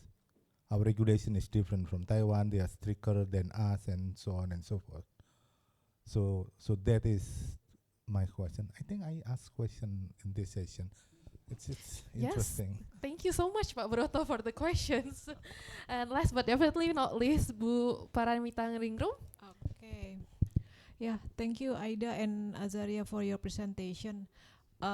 Basically, both of you talk about the prospect of partnership between Indonesia and Taiwan, right? And both of you also discuss the subject of this partnership. One is microalgae and the other one is livestock. What I would like to ask, or probably I'm curious, is how do you see this partnership again with other two panelists will be beneficial for Indonesia? Yeah, especially Indonesia. Yeah, of course, Indonesia also has some problems like what you have mentioned, but Indonesia also is trying to to improve their environmental condition to cope with the SDG. So whether your research also touch this issue or not, because that will be reflected to Indonesian strategy to deal with this prospect. And the second one, when this partnership will be established, then how can you see the actors or the players who will be involved in this partnership? Whether is it only the government or the BUMN or SOE, or you also can involve or can propose involvement of private sectors or communities, because they are the one because in Indonesian side they are also the one who master in technology, master on expertise. So how do you put these other two actors into the future partnership? And I think on Taiwan side, they also already consider about that. That's why they promote this to Indonesia or their other partners under this NSP proposal. Thank you. Thank you so much to our three distinguished panelists. And let's head over to Aida to maybe can first respond to the questions. Okay, thank you very much for the questions. I think I would like to answer from I would like to the comment from Mr. Lutfi. So the industry, how potential and how big, and well, for the microalgae itself, you probably wouldn't know that it is from microalgae actually, but it is already exists in our pharmaceuticals, but in other names, because the ingredients that we extract from microalgae, so there are probably around 100 yet to discover microalgae, and each country has different microalgae. So so it is big. For I think the most popular one right now is probably spirulina. I think most of you heard of them.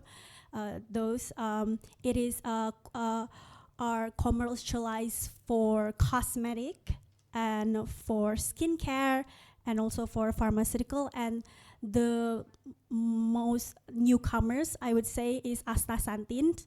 It's from a red algae. Yeah, so it is potential, and I believe that my mistake from my paper is that I did not really provide the data on the microalgae itself, but more about the biotechnology in general. So, and perhaps because this study is more secondary research, and I did not do the financial modeling and stuff.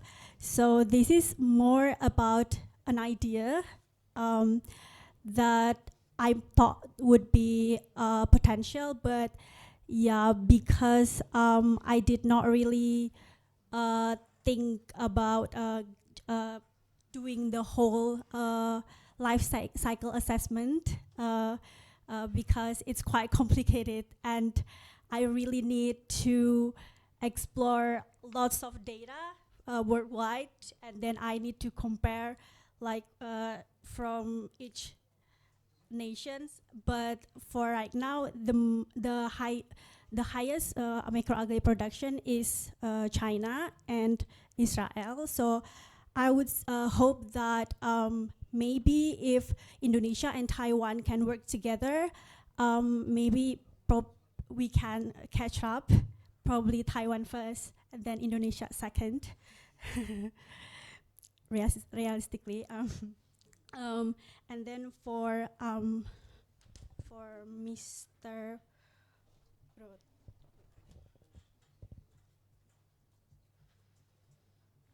Oh yeah, and then for Mr. Broto, so yes, So yes, Indonesia has the resources, and Taiwan has the photo bioreactor, and how to combine them together is.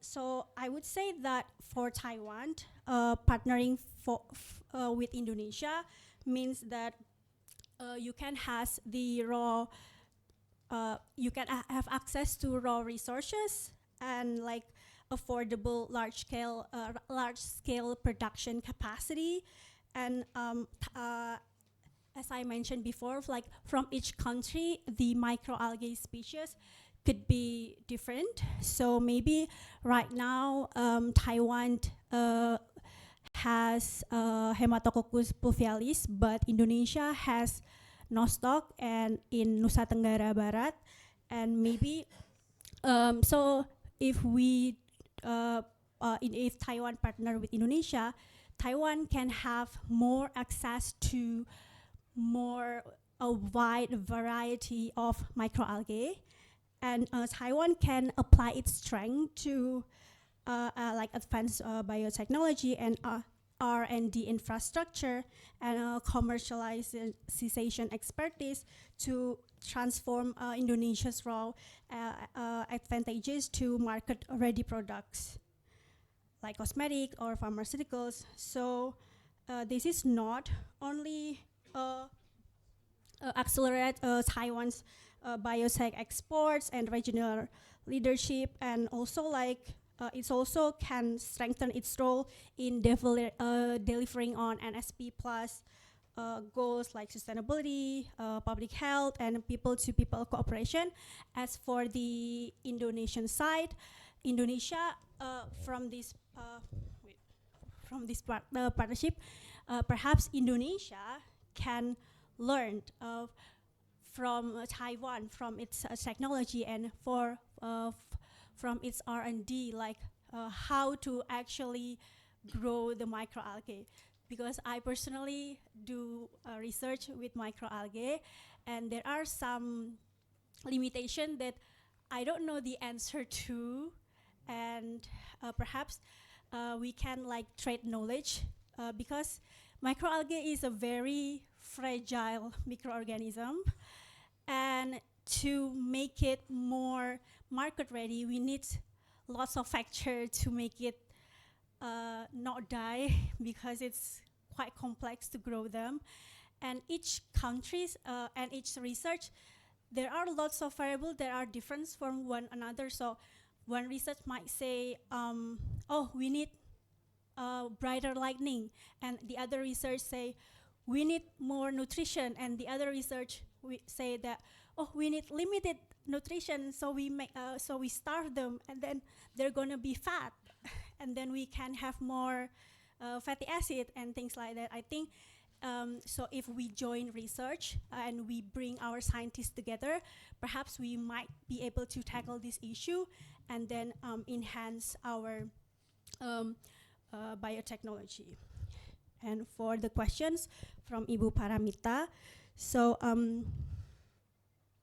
so what's in it for Indonesia? So I believe that for SDGs goal, I think it's a zero net carbon thing, and I feel like each country has their exact number, could be different, and I think the partnership could be because right now the regulation for the carbon emission is for each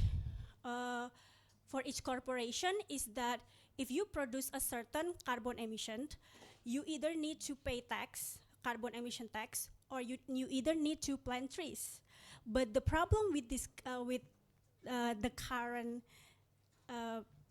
what I see right now, and from my observation, from my work also in Cikarang, is that when companies usually they choose to plant trees instead of paying carbon emission tax, but the problem is that they're planting trees in places that are already very cold and not very hot, so they don't plant those trees in Cikarang, they plant those trees in Sukabumi, so it doesn't really solve the global warming issues. So, so maybe in the future that we can't partner the startup. There are lots of renewable energy startups, and then they can partner up with BUMN and other corporations that want the option of, there are third secret options. So you can either pay the carbon emission tax or plant more trees, or maybe you can also develop a microalgae farm, which also can reduce the emission tax. I think that's all from me. Thank you. Thank you so much for the explanation, Aida. Let's move on to Asharia to respond to the comments from the panelists. Thank you. Okay, the first I will answer from Pak Lutfi. Why Taiwan should have Indonesia? Indonesia is agricultural country with number of cattle is so large. If we compare Indonesia and other country in ASEAN, of the population of cattle, Indonesia have the highest population of cattle. And in the other country in ASEAN have under 10 million population, but in Indonesia more than 19 million. So that's why Indonesia is potential to partnership with Taiwan to reduce emission. Meanwhile, greenhouse gas emission dominate by carbon dioxide, but they have a global warming potential is methane, and methane is we can found methane dominate in livestock sector. Okay, so for the second question, what Taiwan get benefit? Benefits for Taiwan if partnership with Indonesia in livestock sector, maybe the first, diversification of economic risk by strengthening economic partnership with countries in Southeast Asia. Taiwan can diversity its trade and investment. Then the second, expansion of markets for Taiwan company. The technology transfer, such in the case of biogas digestion, serve as an entry form for Taiwan's companies to creating new business opportunity. The next, from Pak Broto, what's transfer technology? The transfer technology, I think, is transfer system. Transfer system is transfer knowledge, both for farmers and technician.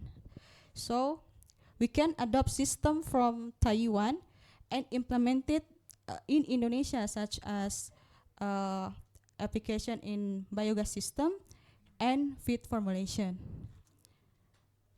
And the last, the question from Ibu Mita, actors and players for this partnership and what the relation in SDG. Maybe for this partnership, there are several actors, such as the private sector, NGOs, and academic institution. The private sector becomes the main driver, bringing technology and investment directly through business-to-business partnership, passing formal diplomatic barriers, and NGO act as facilitator at the grassroots level, building trust and ensure fair technology transfer and accessible to farmer. And the academic institution, such as universities and research institutes, provide scientific foundations and local human research, ensure technology can be adapted and developed independent in Indonesia.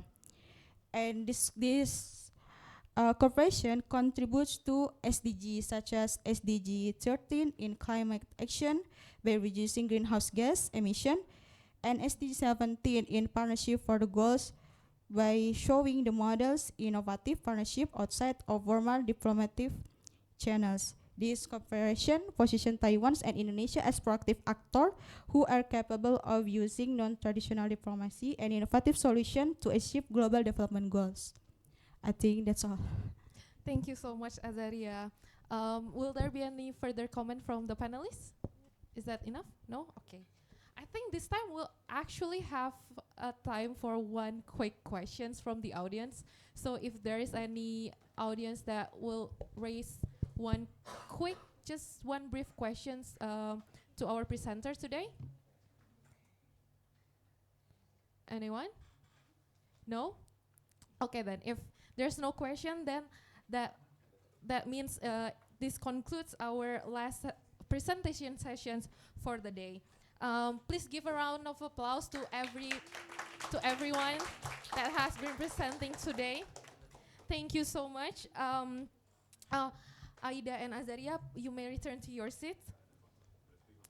Now that all of the authors have completed their presentations, we will move on to our last sessions for the day, which is the awarding session.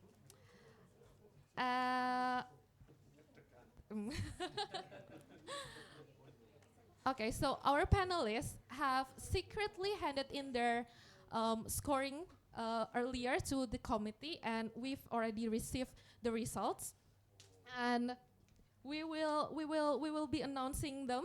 And for those of you whose names are called, please come up to the front to receive the symbolic award and join us for a quick photo. So as I mentioned earlier, there will be 4 different awards that we will be announcing for today. So the first one is the best presenter. Best presenter goes to, drum roll please. Wait, let me check my notes. Apologies, let me check my notes. Yeah, that would be a problem, Pak. Okay, so best presenter goes to Nanda. Please come forward and please, Miss Rana, can you help to symbolically, hand in the award.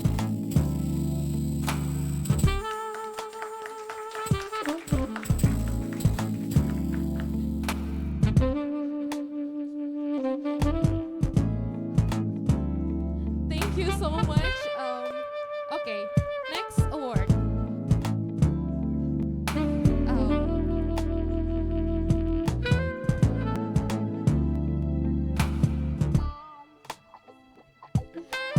Now I'll be announcing the third, second, and first place winner. For the third place winner goes to, drum roll please, thank you, Pak Lutfi. Neng Lilis, all the way in the UK. Okay, since you're joining us online, maybe we can take a quick picture. Ims, can you help to pin Neng Lilis? Yes, thank you. Neng Lilis will take a quick picture. I'll give the cue. 1, 2, 3. Cheese. One more time. 1, 2, 3. Thank you so much. Now, next one. Second place. The second place winner goes to. Thank you again, Pak Lutfi. Muhammad Wahyu. Since he's joining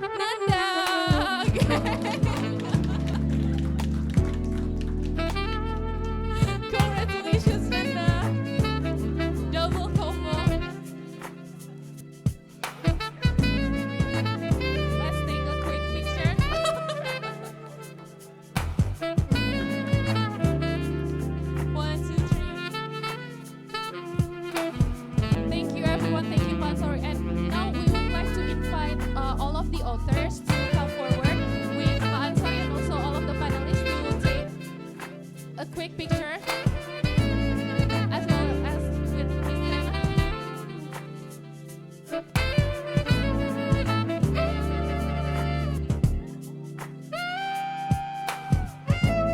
Please come forward and take a quick picture.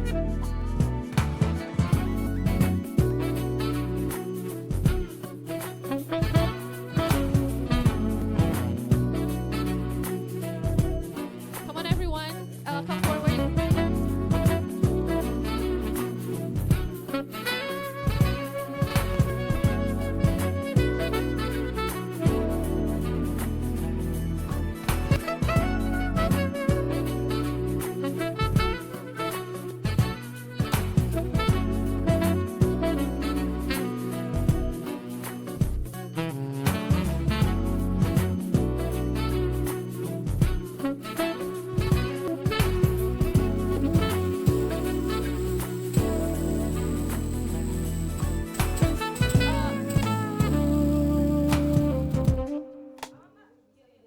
Please come forward first and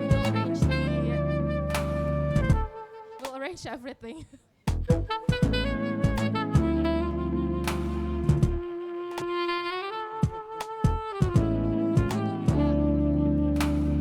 Can some of the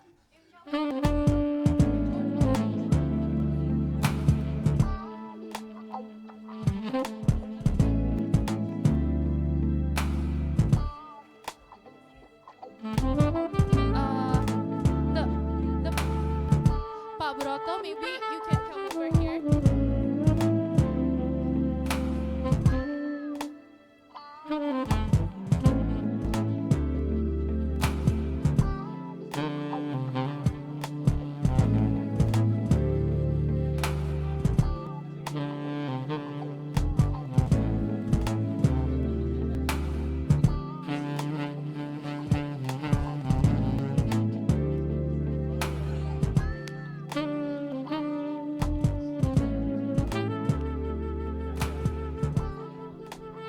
Can you please move a little bit to the back? Thank you.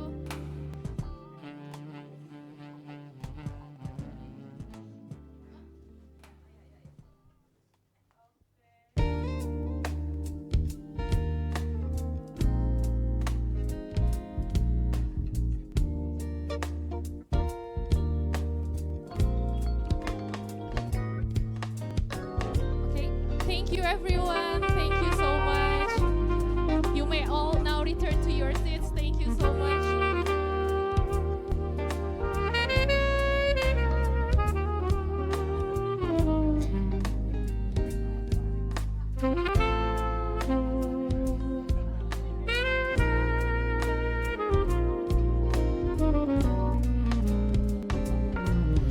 Thank you everyone, and now this marks the end of our event. I would like to once again thank Teto Jakarta for the generous support throughout this whole project, and thank you for all of the panelists for their time, support, and expertise for this event. And thank you also for all of the authors who kindly presented the research today, which covered such diverse topics and talk about possible ways to strengthen collaboration between Indonesia and Taiwan. And last but not least, thank you everyone for joining us today, for your active participation both on site and through our YouTube channel. If you'd like to stay updated on future events, please follow the Habibie Center on our social media. And before you leave, we actually have a QR code for a survey. Please scan the QR code and fill in the survey to get your e-certificate. Before you leave, please also check on your belongings and make sure to throw your trash into the bin we've provided at the back. We've also provided a little snack at the back, so you're